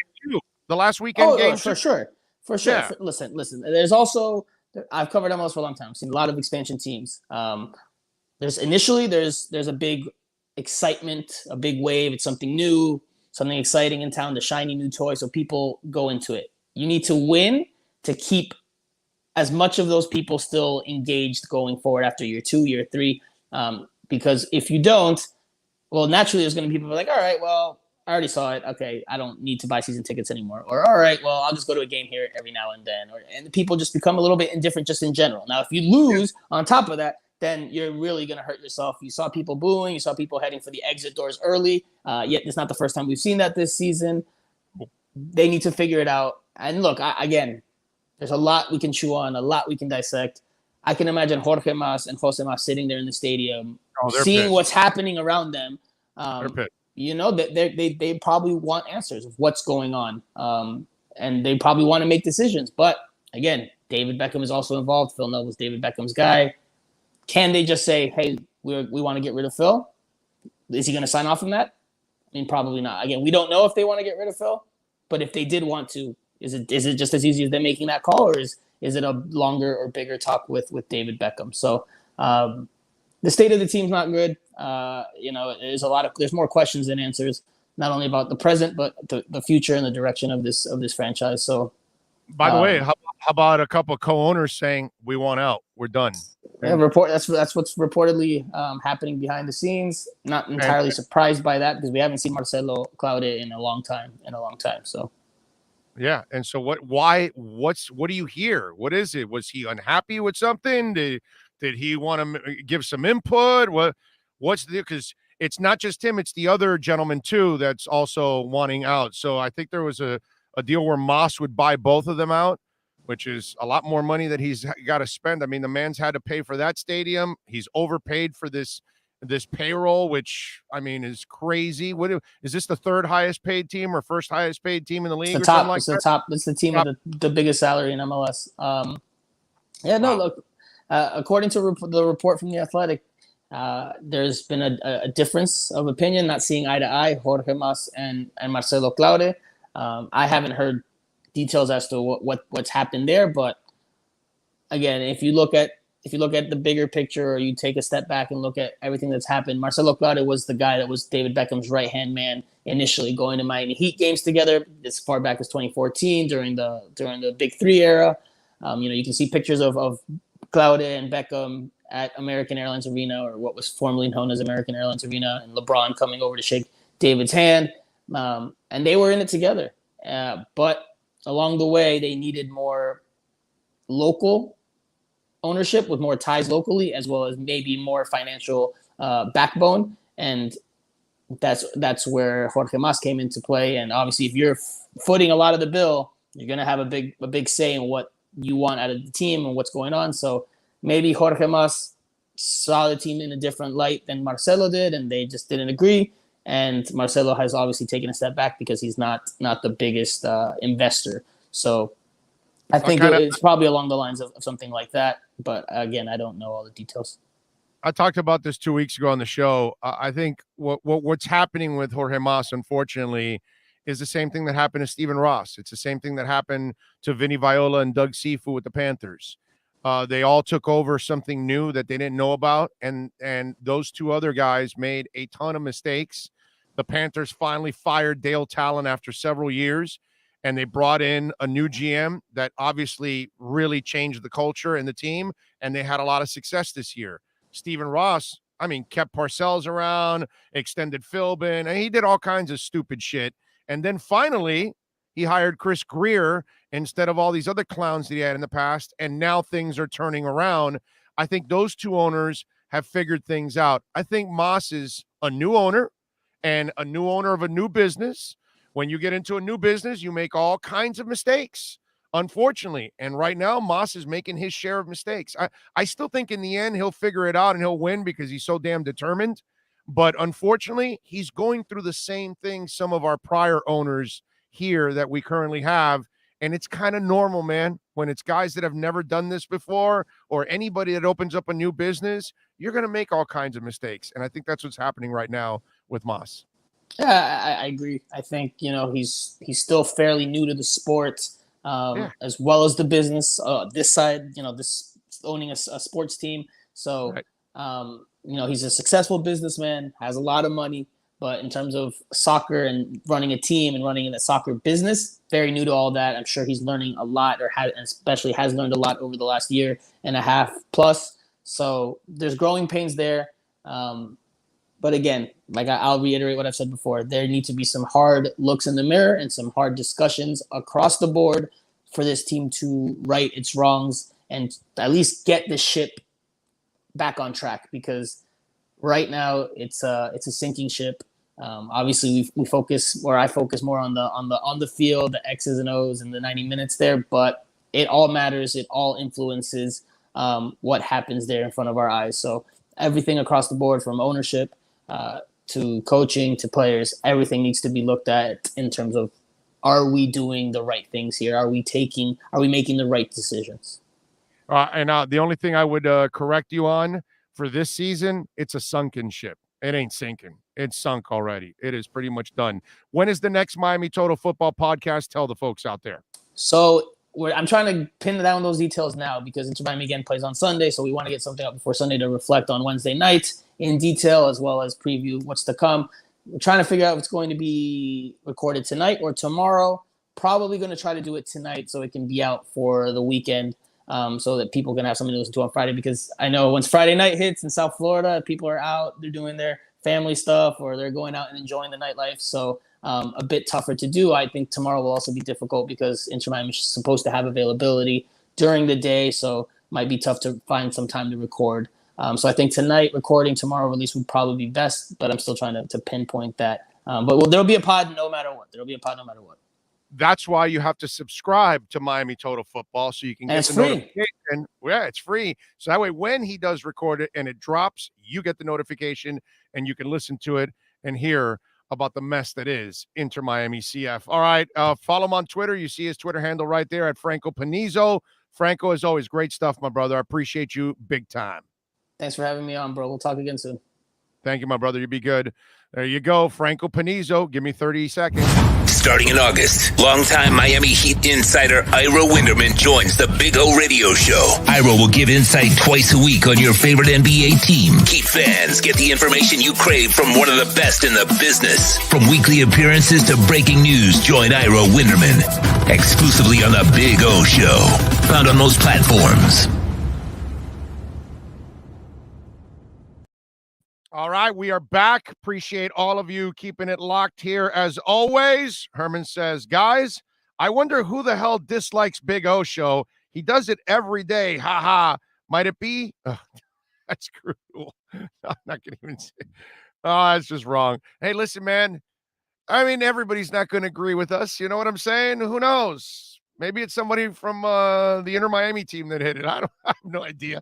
I don't know who did it. It doesn't matter, man. It's all good. It's sports. You know what I mean? So you're going to turn some people off with something that you say. You know what I'm saying? That's just how it is. It might have been a bad word I said and they were bothered by it or something. You know what I mean? And I'm sorry if there's a little cussing every once in a while on the show, but it is what it is. We're not controlled by the FCC, and it's not like we're saying any kind of words that most people don't know or anything like that. So appreciate all of you for keeping it locked as you always do. We thank Franco Panizo, as always, for chiming in on the show and helping us out here to talk a little bit about the mess that is Inter Miami CF, man. It's painful to watch.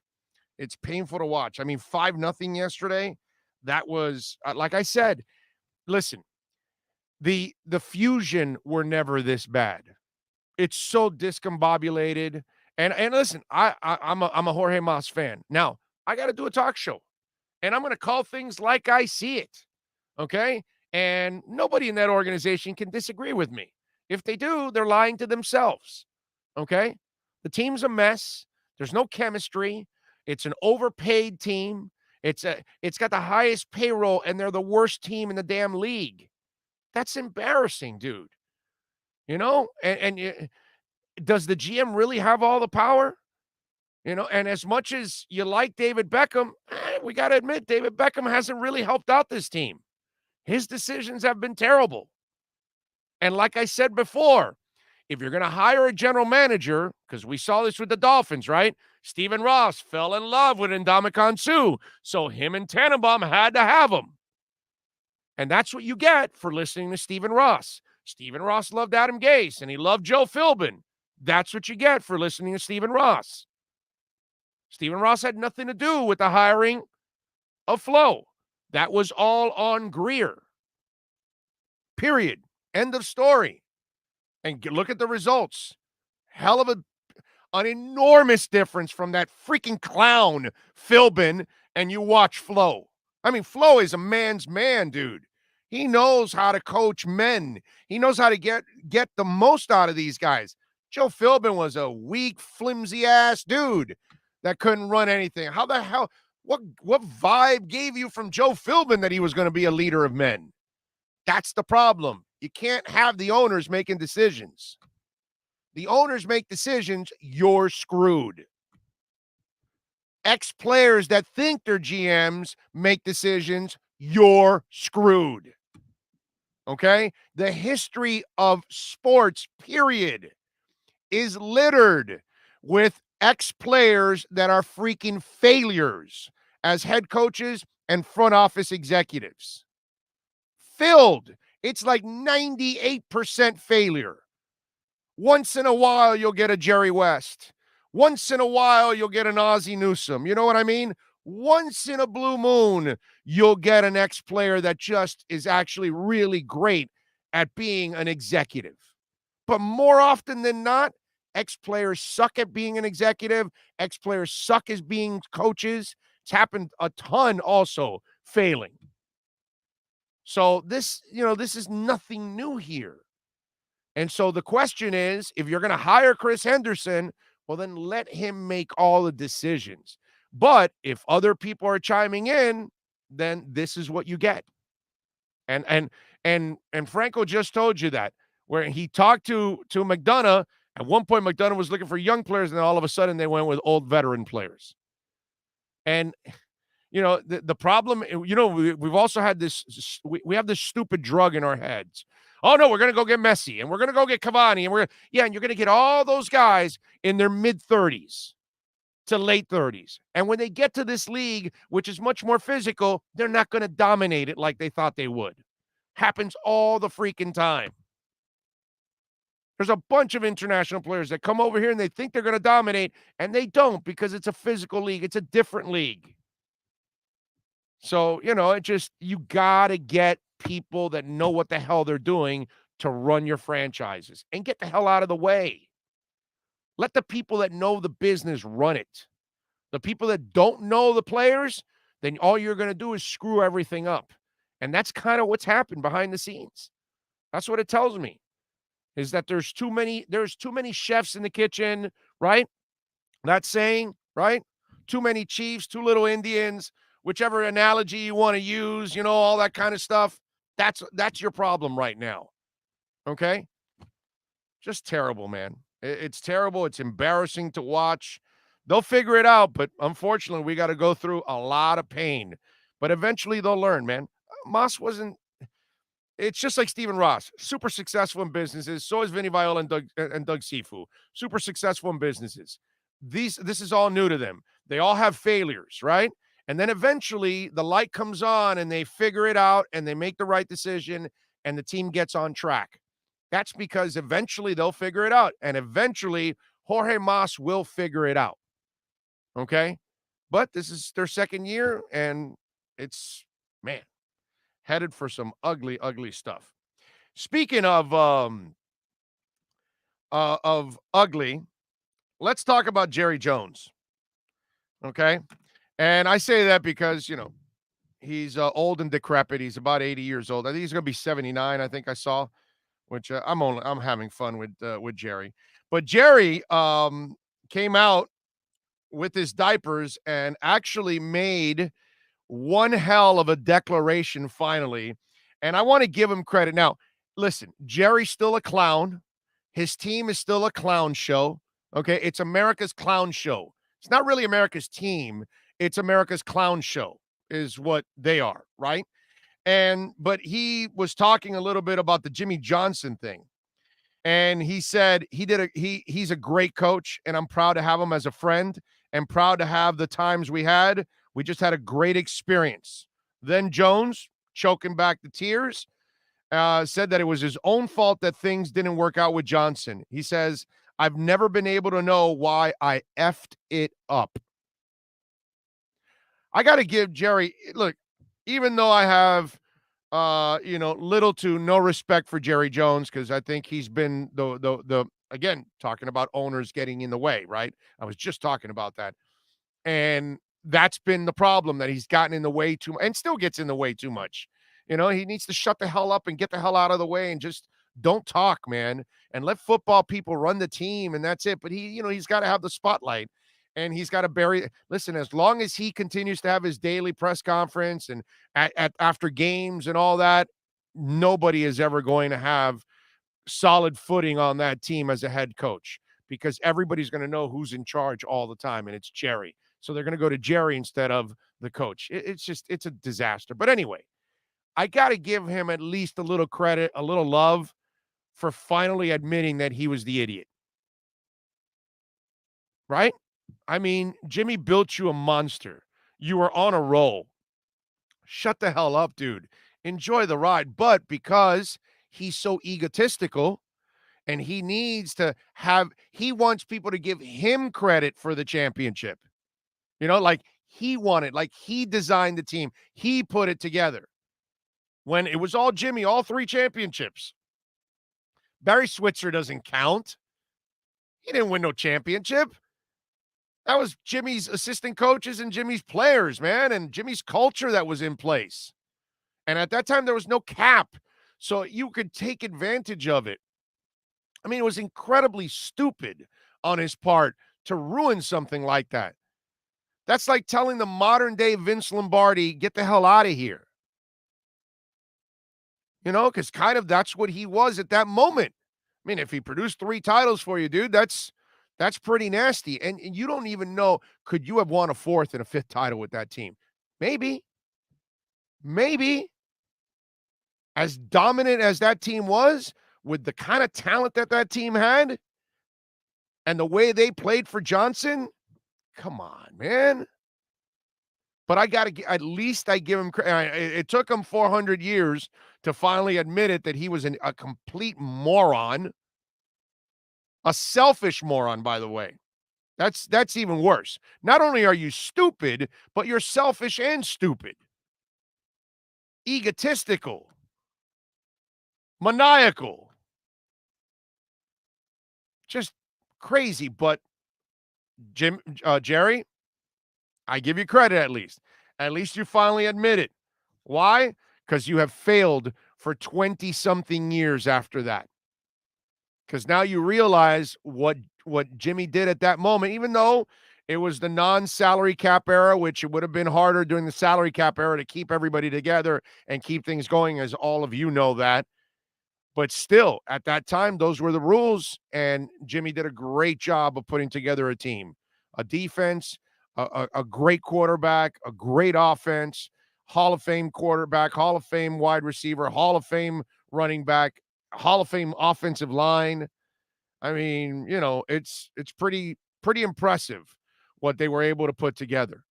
And you just think about it. If you don't screw it up and you keep Jimmy around, how many more could they have won? And that's what Jerry has to live with. That instead of 3, if you shut the hell up and get out of the way, maybe you have 4 or 5. And who cares who did it, dude? We all give Robert Kraft a ton of credit. Okay? It's not just, We don't give him credit for going to the Asian Day Spa. We give him a lot of credit for having a coach in place, having a quarterback in place, and winning 6 titles. He gets it. Don't we give the Rooneys a lot of credit for all their coaches, right? From Cowher to Chuck Noll to Mike Tomlin, all the championships throughout the 3 coaches. Don't we give the Rooneys credit in that one? We do it all the time. All of us have respect for the Rooneys. We don't have to be. I'm not a Steelers fan. I don't give a rat's ass about the Steelers, but I have immense respect for the Rooneys. I consider them royalty in the NFL when it's all said and done. I think they're great custodians of the league, helping in the proper rules to bring balance, providing their community, their fan base, an incredible team for 50 years now.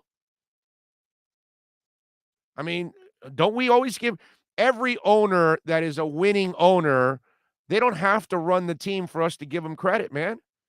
How many times do we credit Mickey Arison, bro? All the freaking time. We love Mickey. Mickey runs his Heat team in an A1 fashion. He freaking hired Pat Riley. And all they've done is win and bring us a ton of entertainment. Championships, trips to championships, and conference finals, and an endless amount of playoff trips. The Heat go to the playoff almost as a rite of passage pretty much every year under Mickey Arison. So what's Jerry Jones so worried about? Why is it that he's got to be making all the decisions? It's crazy, but at least I give him credit for the mea culpa and announcing finally that, yeah, you know what? I'm a screw up. Yeah, I'm a screw up. I did it. No doubt. All right. The other thing I wanted to talk about, and, you know, we touched on it yesterday, and if you want, go check out my thoughts on, you know, Saban's comments about the Drew Brees situation and all that kind of stuff, and that, you know, why he left and no Drew Brees, and so without Drew Brees, I'm getting the hell out of here. And, you know, for those of you that saw that, you know what I'm talking about. And so one of the things that I also want to talk about with Saban, and listen, I don't want to harp too much on this and talk about this every day because it's freaking old news, but I do want to bring up something that, at least for the moment, I would say that it's a luxury that Nick Saban gets to do what he's doing right now in this discussion. And I say that because Huizenga is no longer with us. And those are the conversations he had with Huizenga. Huizenga can't tell us if it's true or not because we really don't know. But in the end, one of the things that pisses me off most about all of this is that instead of him making excuses that he didn't get his quarterback, he didn't fight through trying to figure out how to get a quarterback and how to win. And that's kind of the process, isn't it? I mean, Pete Carroll took the job in Seattle without Russell Wilson, and then he went in 8 different directions trying to find a quarterback and finally found one and found himself a Hall of Famer. Sean Payton took the job in in New Orleans, and he didn't have a quarterback. And then he had to sign a guy with a bum shoulder and take a chance on him, and the guy turned out to be a Hall of Famer. You know, the process is something that Bruce Arians, got elevated in Indy because of the cancer to the head coach. And then all of a sudden people got to know him, but then he goes to Arizona. He didn't win anything in Arizona. And then he doesn't give up, and he goes to Tampa, and he has to deal with Jameis Winston throwing 4,000 touchdowns. What would Nick Saban do with Jameis Winston? You know what he would do? Quit. That's all I know about Nick Saban at the pro level. Quit. Did Bruce Arians quit? Did he quit after he didn't get the job in Indy? Did he quit after it didn't work out in Arizona? And then he goes to Tampa, and he didn't quit even after the terror that is, coaching Jameis Winston. Because I can't imagine an offensive-minded coach watching a moron throw 30 interceptions in a season. That's got to be head-scratching, bro. And then they make the move for Brady, and he got his title. So that's the coach I want, the one that's not going to give up. I want Shula. He loses Bob Greasy, and he says, all right, well, I'll work it with Woodstock. And he gets our boys to the Super Bowl. And then he ends up with Marino, and he has a nice run with Marino. Didn't win a championship, but still had a great run with Marino. That's what I want in my coach. Situations aren't always going to be perfect, but part of being a great coach is finding another way to get it done, finding another way to find a player that you need. So Saban wants to go to the NFL, and he also wants to bring the college rules with him. He wants to be able to, sign 5 first-rounders every year. Oh, no, and if I'm going to the NFL, you've got to give me a franchise quarterback. There was no guarantee that Drew Brees was going to be the guy. It worked out for New Orleans. God bless him, and God bless Drew Brees. He's a good dude. But I credit more Sean Payton than I credit Drew Brees because of his mental toughness. And is Sean Payton quitting now, or is he trying to coach Drew Brees and Taysom Hill? No, he's trying to coach those two guys and make them quarterbacks. If he can't, he'll go find a quarterback. But all this stuff, because he comes out with this article and talking about why he left Miami. Simple in fact, you don't have a quarterback, I'm out of here. Come on, dude. Okay, so you don't have a quarterback? It's your decision. You could have said, couldn't he say, I don't want Dante Culpepper? I was the guy that broke the news that year because I was on beat that him and Dante had it out. They denied it, of course, early on and all that, but it all became fact and real after that. But it's your decision, Saban. You were the GM, not Randy Mueller. Randy Mueller was just your puppet. Randy Mueller comes in with all his scouting reports for the draft, and he says, all right, here they are, coach. And you know what Saban does? He then pulls out his own. Boom. So it's like the guy did the work for nothing. So Saban, you were making the decisions. You chose to have Dante Culpepper as your quarterback. You could have said, no, I don't buy Dante Culpepper. That's not the guy. Let me go find somebody else for now. We'll work on another quarterback. I'll draft one. I'll trade up for one. I'll do so. Why didn't he do that? I'm just tired. Man, instead of making excuses and instead of pointing fingers at other people, look at yourself in the mirror. Okay? You failed. You're a failure in the NFL. Period. You stuck your tail between your legs and you left after 2 years. That means you punked out in my eyes. That's all that means. Doesn't mean anything else. It's pretty simple. You made the decisions. Don't tell me that you didn't get Drew Brees because then you signed Dante Culpepper. So if you were so convinced that Dante Culpepper wasn't the guy, why'd you sign him? Right? You obviously felt you could win with him, or you're not going to sign him. That's why I guess you played with Gus Frerotte, because you thought you could win with him. And you ended up winning 9 games with Gus Frerotte, which is actually a pretty damn good accomplishment. But don't give me this shit that, oh, I left because I didn't get Drew Brees. Dude, you signed Culpepper. That's your fault. You should have gone after somebody else. Shouldn't have traded a second rounder. Just ridiculous, bro. I just love these kind of guys that just want to make excuses and blame everybody else for their failures. You were in charge, bro. Everybody knows. You didn't take the job without being fully in charge. That's the only way you would have taken an NFL job. Huizenga gave you all the clout you needed. Nobody made decisions for you, dude.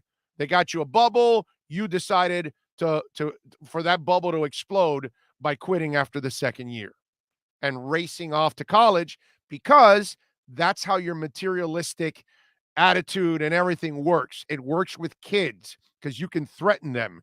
You couldn't threaten Dante Culpepper because he would beat your ass. Okay? You're not going to threaten Zach Thomas. Zach Thomas is going to mother F you. Okay?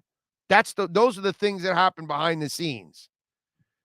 because these players know what the hell they're doing. You obviously were not mentally suited for the NFL because you folded after 2 years, fold after adversity. But with kids, you don't have adversity. You can dominate them. You can ridicule them. You can insult them, and then you can get rid of their asses and their scholarships and go get a new one. That doesn't happen in the NFL. You signed a contract. Now you got to coach them, and now you got to work through the character. You just didn't have the patience, and you didn't have the balls to stay in the game. You weren't suited for the NFL. Tough guys are the ones suited for the NFL, like Bruce Arians. He fights cancer, and he fights Winston. Okay? That's strong right there. Remember to follow us here on Twitter at Big O Show, on email, bigoradioshow@yahoo.com.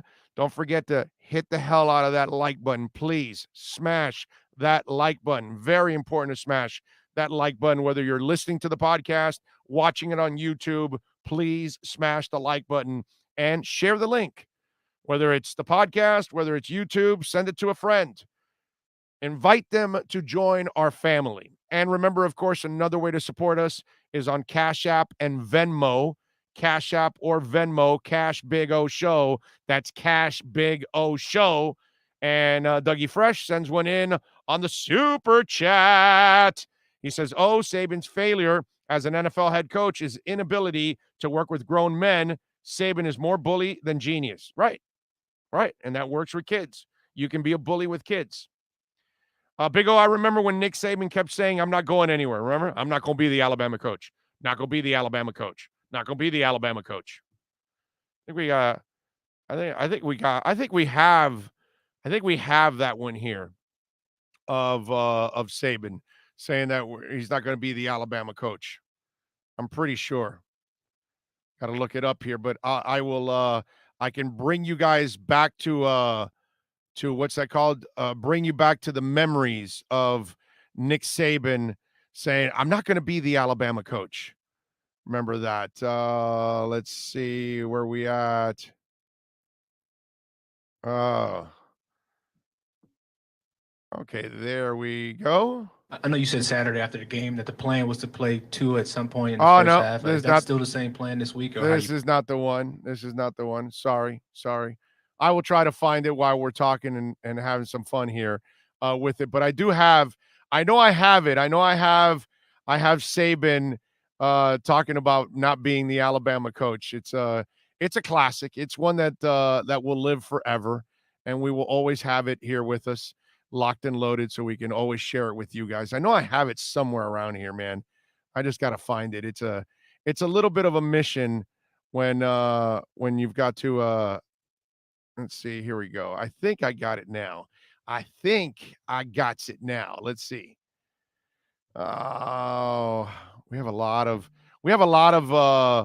Saban sound bites. Like there's no room for the poor me's.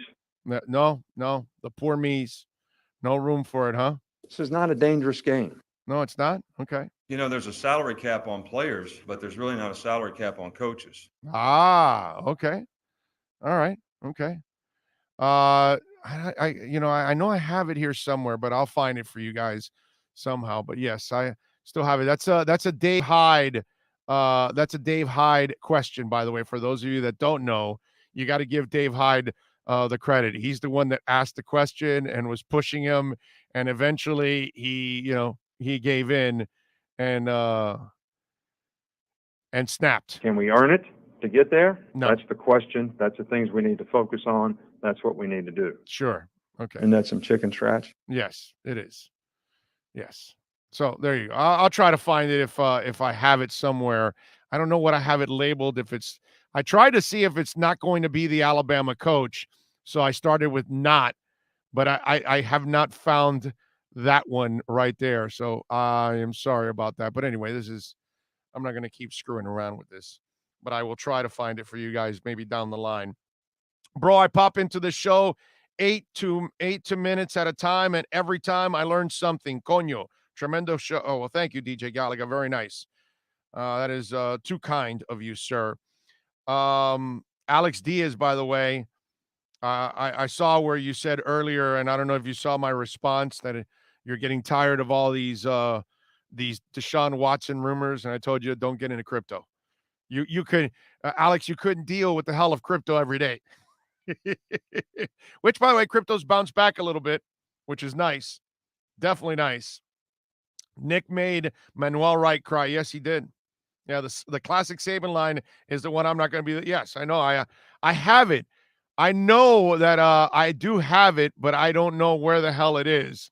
So I've got to find it now. But I will. Eventually I'll get it. All right. Let's do this. Let's take a really quick break here. Give me 1 minute, and we'll be right back to start off hour number 3. There's no need to drive around South Florida wasting valuable time looking for a new or certified pre-owned Acura. Go to the #1 volume sales dealership in the Southeast United States. Craig Zins Acura of Pembroke Pines. Purchase with pace and space in a dealership tailored to your needs. From home buying to providing that personal touch. Contact the 2020 Satisfaction Award winner Craig Zins Acura of Pembroke Pines. 888-776-5123. That's 888-776-5123. Or visit them at 15601 Pines Boulevard in Pembroke Pines. The viewpoint, statements, or beliefs expressed on the following program by the host, guests, or callers are not necessarily the opinions of FantasyXS.com, Media Group Inc. ownership, management, sponsors, or website. When it comes to South Florida sports teams, very few in the media have witnessed, lived, and covered it like the Big O. Let's start the program dedicated to your favorite South Florida teams with a passion that's unmatched. The Big O Radio Show is on. Here's the Big O. Hour number 3 is on the air. Thank you all for tuning in.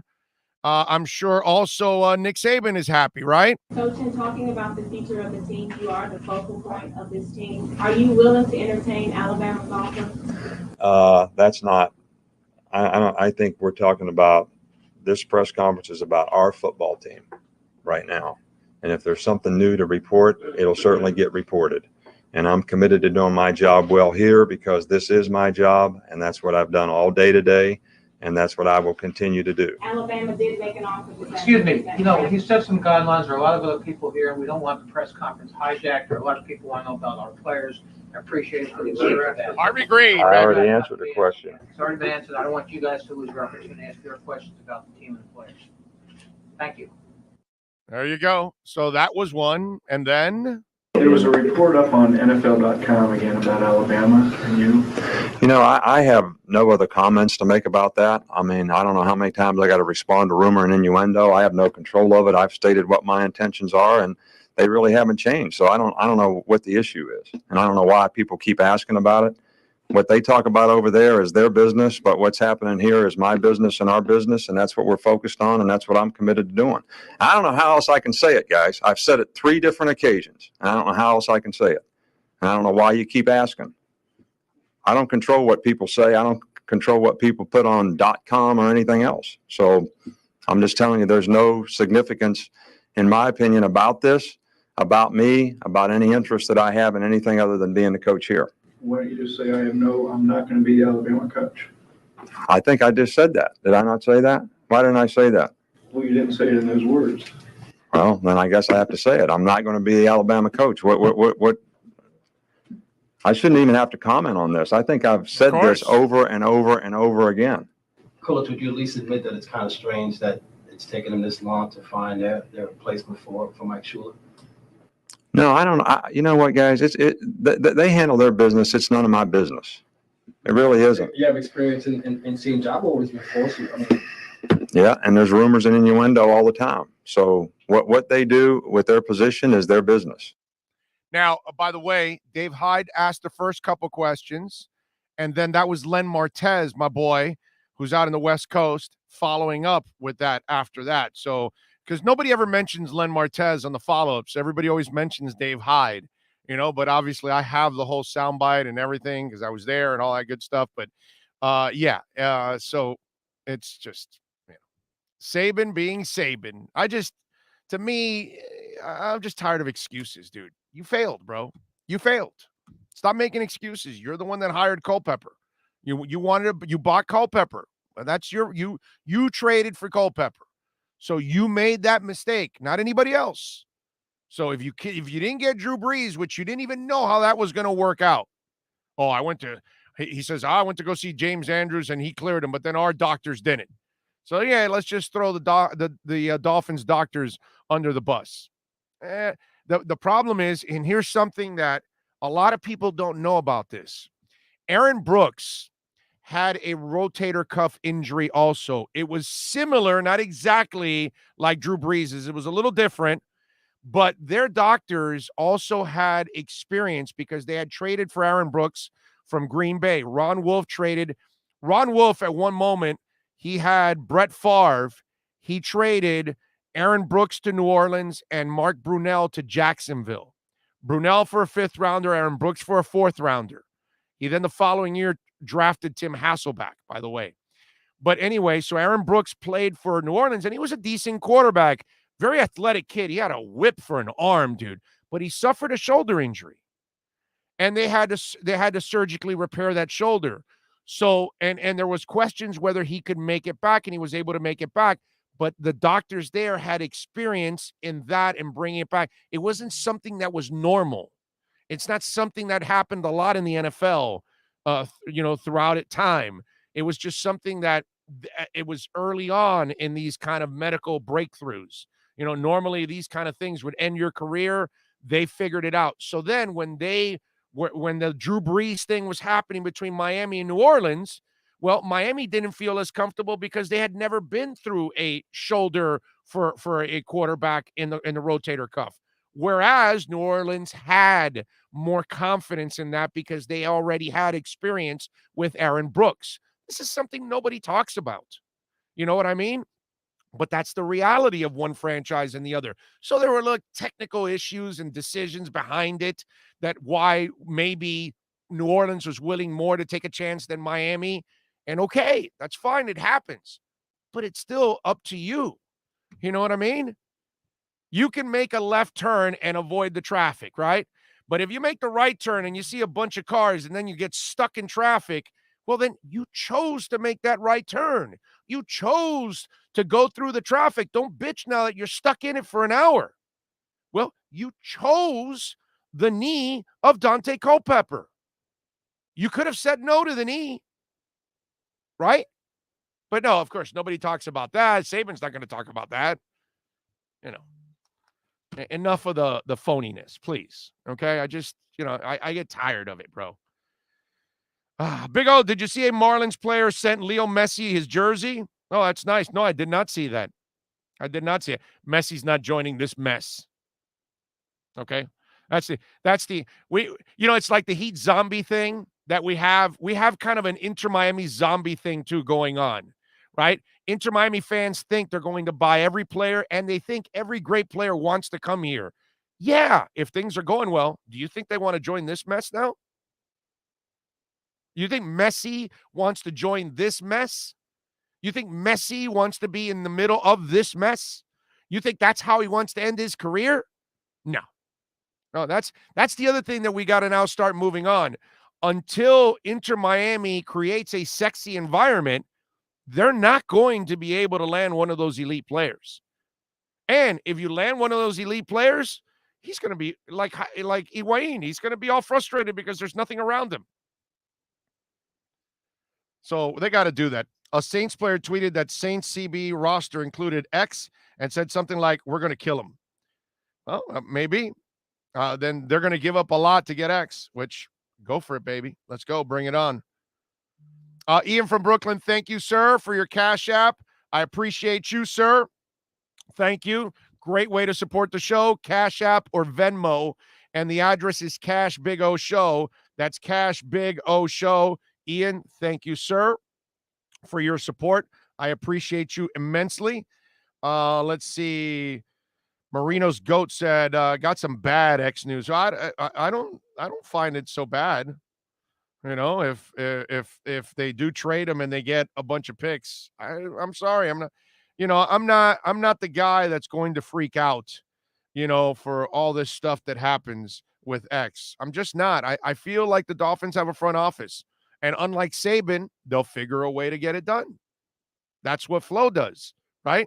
Finds a way to get it done. He designs something on defense. They make changes on offense. They'll make changes with their offensive line coach, the offensive coordinator, whatever it is. Whatever's not working, he tries to fix it. Whatever's underperforming, he tries to improve it. That's what coaches do. That's it. Saban should stop making excuses and apologize to us, the fans, and take responsibility for his failures. You can forget about that, dude. That'll never happen, bro. Never happen with Saban at all. No dice. So Texas and Oklahoma are interested in heading to the SEC. So this is a very interesting story because this is the beginning of the end, obviously, of the Big 12. And you're going to see other conferences going to try to, like maybe the ACC says, let's bring in Central Florida and let's try to steal somebody from the Big 10 or something like that. We're probably headed to only a few, maybe 4 power conferences now, since we have 5. Since it's the Power 5, maybe we get down to an even Power 4. That looks like what's going to end up happening.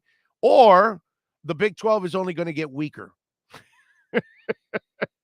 Right? I mean, look, Pac-12 and Big 12 are 2 conferences that are just incredibly weak. I mean, the ACC is also really weak now that Florida State and Miami suck. They're kind of weak too. You know what I mean? I'm sorry if I hurt your feelings or whatever, but Miami and Florida State are nothing. Until further notice, they're absolutely nothing. I love my Canes, but so far I haven't seen Manny Diaz make the Canes special in any way, shape, or form. Okay, so we look at this situation, and the SEC is obviously. They're looking to just become even more powerful than they are already. I mean, really, you're pulling out 2 of their better teams in that conference, 2 teams that have an incredible rich history. Okay, and you've already added like a Texas A&M, so it's this whole traditional stuff goes out the window. So adding Oklahoma when it's not really in the Southeast Conference and all that kind of stuff. It's not a big deal anymore, man. That's just not. It's about money. It's about power. And Oklahoma and Texas, they make money in the Big 12, but they know they can probably make more money in the SEC and get even more spotlight in the SEC. Now, it'll be harder for them, obviously, because the SEC is the best conference in football. But this is just another way of the SEC keeping its stranglehold on college football. Because as much as any of us that are ACC fans or Pac-12 fans or Big 10 or Big 12, you want to try to argue it, you can go ahead and argue it. There's no argument. The best conference in football, in college football, has been the SEC, and it's been like that for nearly 2 decades now. And that's not going to change. And if you add Texas and you add Oklahoma and you add 2 traditional powers like that, I mean, now, I will say this, Oklahoma, you better start learning how to play defense, bro, because in the SEC, they can play some defense. I know that college football doesn't have the kind of defenses we had in the past because all the rules favor the offense, so it's much harder to play defense, but still, you'll see better defensive efforts in the SEC than you will in any other conference on a week in and week out basis overall. But Oklahoma and Texas now going to the Big 12, it's all about money, man. All about money, all about power, and that's exactly what the SEC is doing. They're just becoming a bigger giant. It's like you're watching those, I don't know, type of sci-fi movies that whatever it eats, it gets more powerful as it eats. If it's eating up electronical things and it's getting more juice from it or whatever the hell, that's exactly what's going on with the SEC. It's just becoming a bigger monster than it already is. And a sexier monster, too. That's the other thing. Because you add Oklahoma and you add Texas, you become sexier because those are two powerhouse traditional names. And hell, you got to give Lincoln Riley some credit. He's put Oklahoma offensively on the map where they're producing a damn Heisman quarterback almost every year now.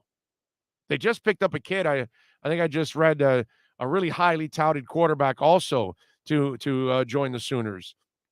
I don't know the kid's name. I don't get too caught up in it, but in passing, I did see that.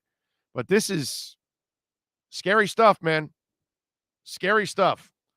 It becomes like the must-see conference when it's all said and done.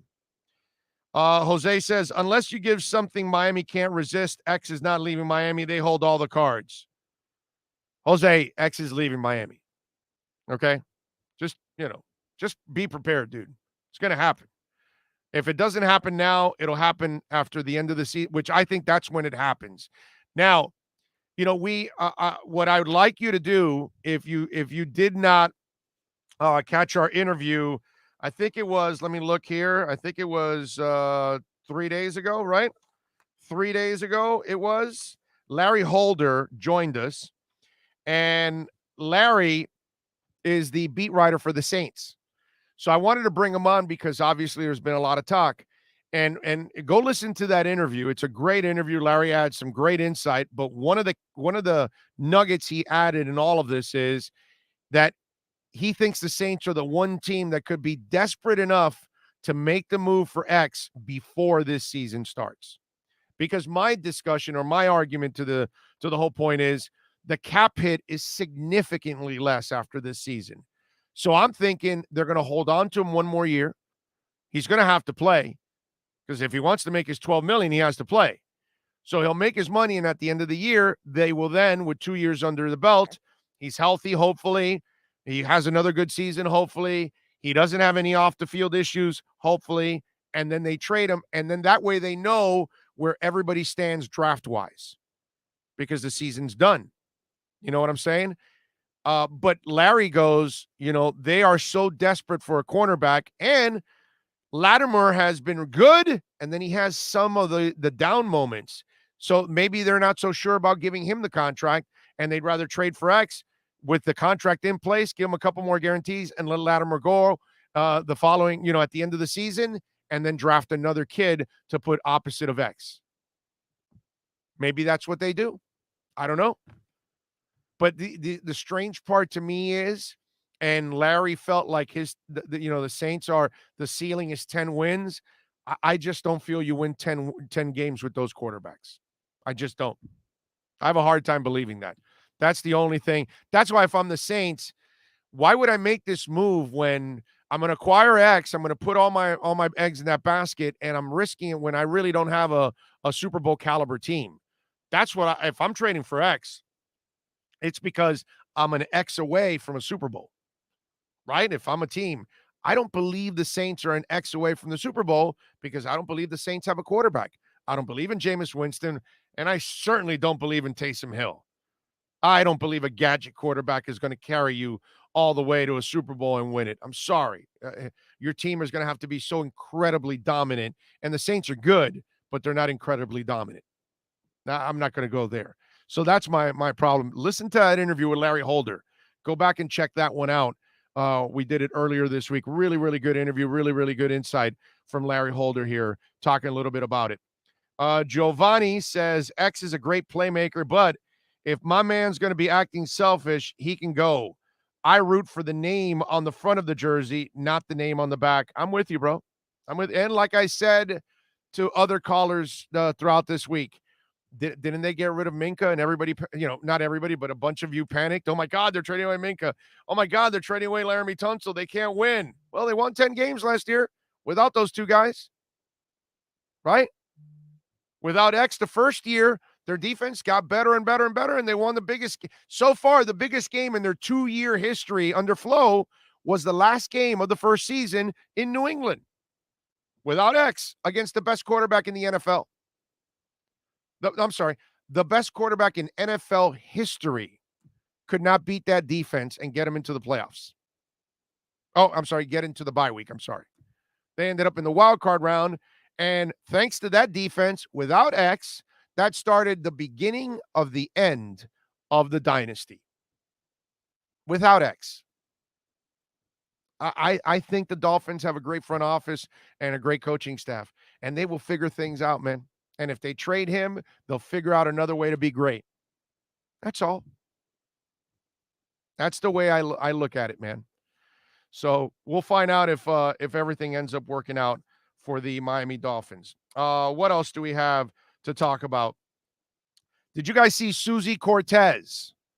Now, we talk about craziness, and this is absolute craziness. So they call her the two-time bum champion. Okay. That means she's got a great ass. And Suzy wanted to show her love because Messi and company won Copa America, as you all know out there, right? So Suzy wanted to celebrate the win by going and getting a new tattoo. Yeah. Now, she got the new tattoo not on her ass, but in the middle of it, in the center of it. She ended up getting a tattoo of Messi in her butt. Okay? Think about it. Just let just marinate a little bit on that one right there. Okay?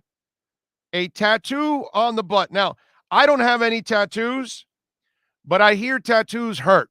Like it's you feel some pain no matter what. And I would imagine that if you're doing it in the bottom of your hands, or you're doing it on your neck or face, or you're doing it on your feet or whatever, those sensitive areas. I can't imagine doing it in that sensitive area. Okay? The bum champion, Suzy Cortez. And so she's there. They show the pics of her, and she's on all fours. And you don't see, obviously, you have to go to her fans only page. So if any of you are signed up to Suzy Cortez's fans only page, you can check out her back door with Messi on it. So I'm thinking about this. I told you Messi would not join the mess that is Inter Miami right now. So when she goes to the bathroom for number 2, what's coming out of Messi's mouth? I mean, if there's not something going out, there's something penetrating. It's just, kind of odd. You go to bed with somebody. If the lights are on, she gets in the position, and you're about to, get into the runway and take off, and you're like, whoa. And she's just saying, stick it in his mouth. I mean, it's just weird, odd, just, you're banging a woman with a Messi tattoo in the back door. And if you're Messi, how do you feel about that? Is that really respect? Is that really love? You put it on your arm, you put it on your thigh, you put it on your chest, on your back or something, but I honor you so much that I'm putting a tattoo in the center of my ass in your honor. Yeah, the place where I take a dump, the place where maybe some other action happens. These are things I think of. I'm sorry. I can't help it. Just weird, just twisted. Can't answer it. Yesterday, I'm watching a story on the Olympics, and they're talking to a person, an IOC official that represents England. Dude's name is Dick Pound. I was just thinking about that. So your name is Dick Pound. What kind of jokes have you heard your entire life? I'm not joking. Go to my Twitter page. It's there. I took a picture of it and everything. Dude's name is Dick Pound. I mean, when your kid is born, your name Pound, that's your last name. Does it ever cross your mind? Do you look at your wife? Let's call him Dick. Dick Pound. I'm sorry. Now, did the wife turn to him and say, why do you want to tell people how we created this baby? I don't know. I mean, it's just, it's just weird. What kind of jokes did that guy hear? Because, kids are cruel. Can you imagine you're in 5th grade and the teacher says dick pound? I mean, everybody, how many people actually just laugh? Like, that's not your name, right? No, yes, that's my name. And, whoa. I mean, let's go. Parents, have a heart now. It's, when you name your kid Igor, that's a problem. I mean, come on. Let's go. Think about this. These children have to grow up with these kind of names. Do not do this to kids. At least think about it. I get it. You're in the euphoria of having the child, and it's an incredible feat, and it's a blessing from the Lord that you're able to have a child and all of that. But then you go and name him Dick Pound? Seriously? I mean, I would imagine that guy ended up in a lot of fights. Right? I mean, come on. Dick Pound. That is just, wow. Go to my Twitter page, Big O Show. Okay? See, these are things you find on our Twitter page. You won't find anywhere else. We go to the depths that others will not go to.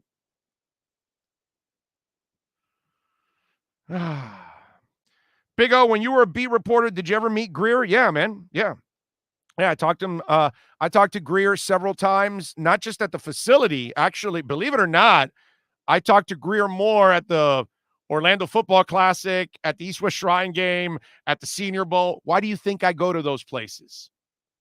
Why do you think I go to the Combine every year? Why do you think I go to all those places?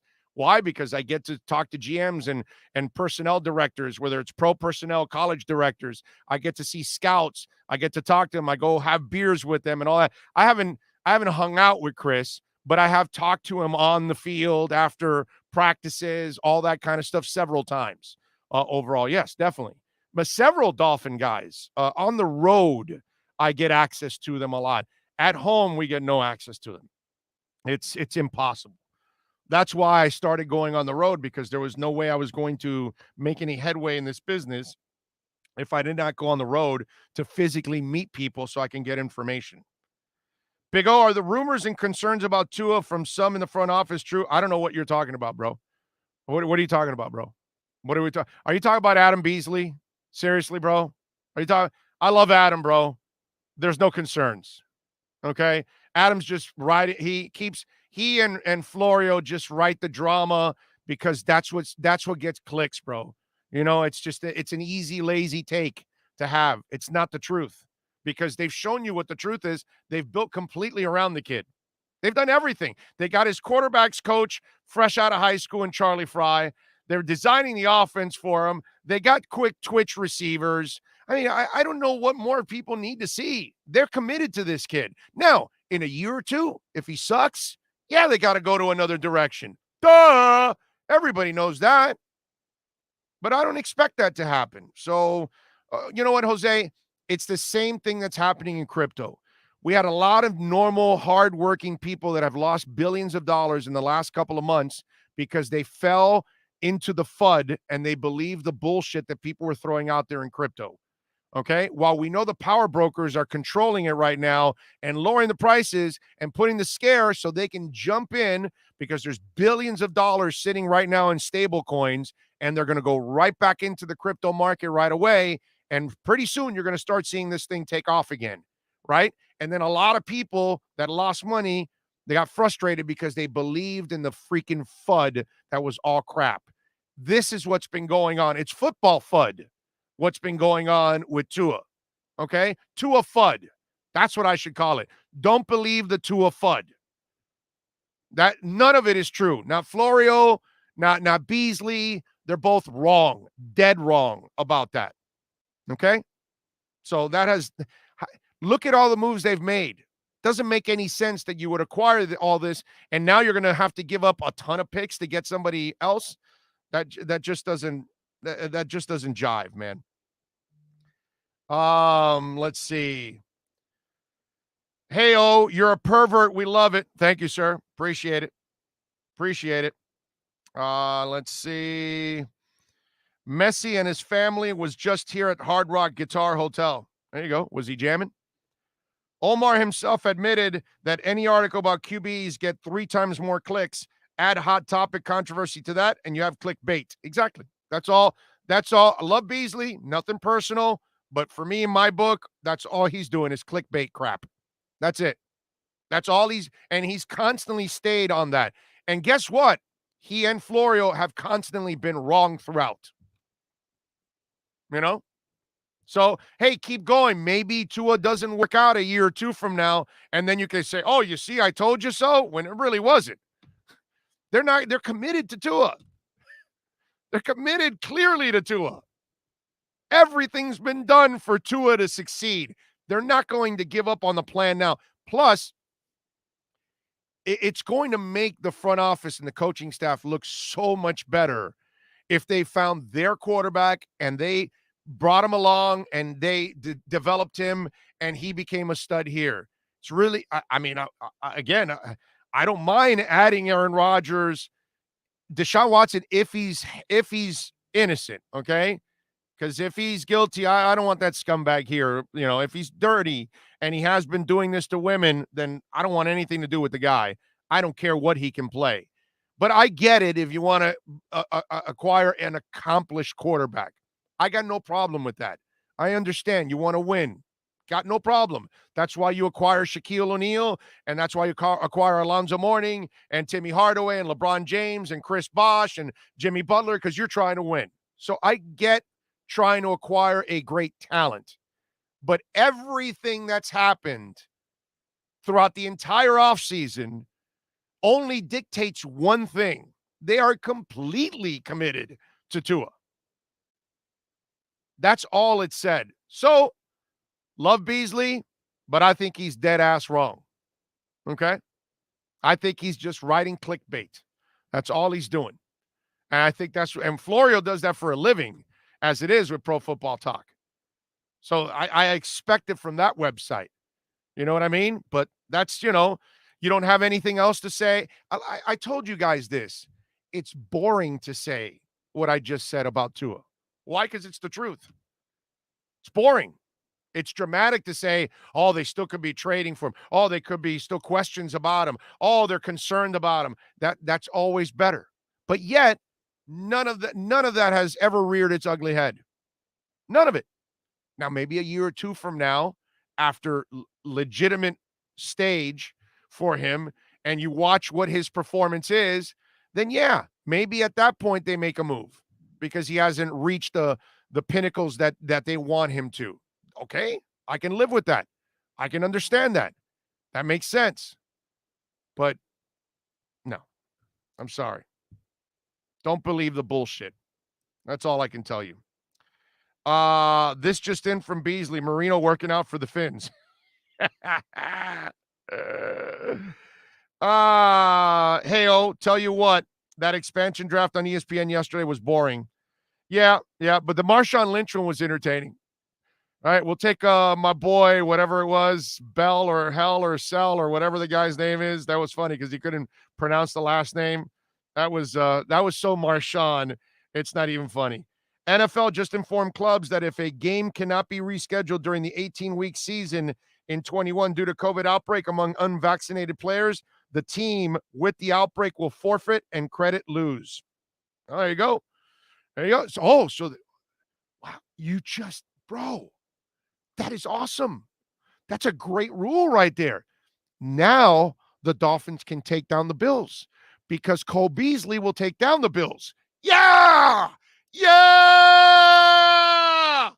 Cole Beasley and his ignorant dumb ass will take down the Bills. I love it. He gets polluted. He pollutes the locker room. He knocks out Josh Allen for 2 weeks. There we go. Miami wins the division, goes on to the playoffs. It's a beautiful thing. I love it. Love it. Yeah. Cole Beasley, you dumbass. Awesome. Now, I think I'm going to buy a Cole Beasley jersey now. And say, do not vaccinate. Awesome. That is fantastic. Think about that. Cole Beasley will take down the Bills all by himself. He's going to be playing cards with Josh Allen one night, and Josh Allen's going to come up with COVID. Unfortunately, nothing will happen to him, but he'll have to be out for 2 weeks. And then, of course, the Dolphins will take advantage. It's a beautiful thing. So as long as they have dumbass Cole Beasley there, yeah, I like it. I like it. Let's see. What else do we have here? Big O, what about his health? Any concerns? Well, it's always a concern. It's always a concern. Yeah, that's the only concern I've said for a while now with Tua that I have is durability. But, dude, the guy came back. I'll put it this way. I'll say this. Let me say this about Tua's health this year that I have not said before, okay? And when you look at Tua's health, of course, there's always a concern because he's had multiple ankle injuries. He had the thumb injury and he had the hip injury, right? He's had major surgeries 3 times already. Obviously the hip. But having said all that, I am less concerned about his health this year than I was last year. Last year, he wasn't even a year removed from the hip surgery, and he got on the field. He took some hits from several players overall, and the dude never, ever missed a minute of the game, never missed a play because of an injury. And he wasn't even fully healthy. At least now, he's had another offseason to build his body back up again and play football. He's healthier now. He's more athletic now. He's stronger now. So I actually have a little less concern about his durability this year than I did last year. Now, remember, the hip injury, completely flukish, just like Bo Jackson. The ankle injuries were also kind of flukish. So we're not really talking about necessarily injuries from a bunch of wear and tear of taking hits and all those kind of things. They were kind of flukish, those injuries. So maybe, just maybe, the kid went through a string of bad luck. And maybe he is durable. He certainly is tough. You don't come back from all those injuries if you're not tough. You don't come off the bench in Alabama to then lead your team to a championship if you're not tough, okay, mentally and physically. And you're not tough. You're not mentally tough or physically tough if you don't do what he did last year. How many people suffer a hip injury in late November and they're lining up and ready to play football in September? That's unheard of, dude. And then he took hits when you know he wasn't his 100% yet. So this year, I actually have slightly less concerns about it. And as time goes on, I will then attribute the injuries to freakish accidents. If he continues to break down, then we can say, okay, then this is clearly a problem. But right now, I'm actually going to give him the benefit of the doubt because I mean, I don't want this to happen or anything like that. I mean, the year passed already, but really he was kind of set up to get injured last year because he's not even 100%.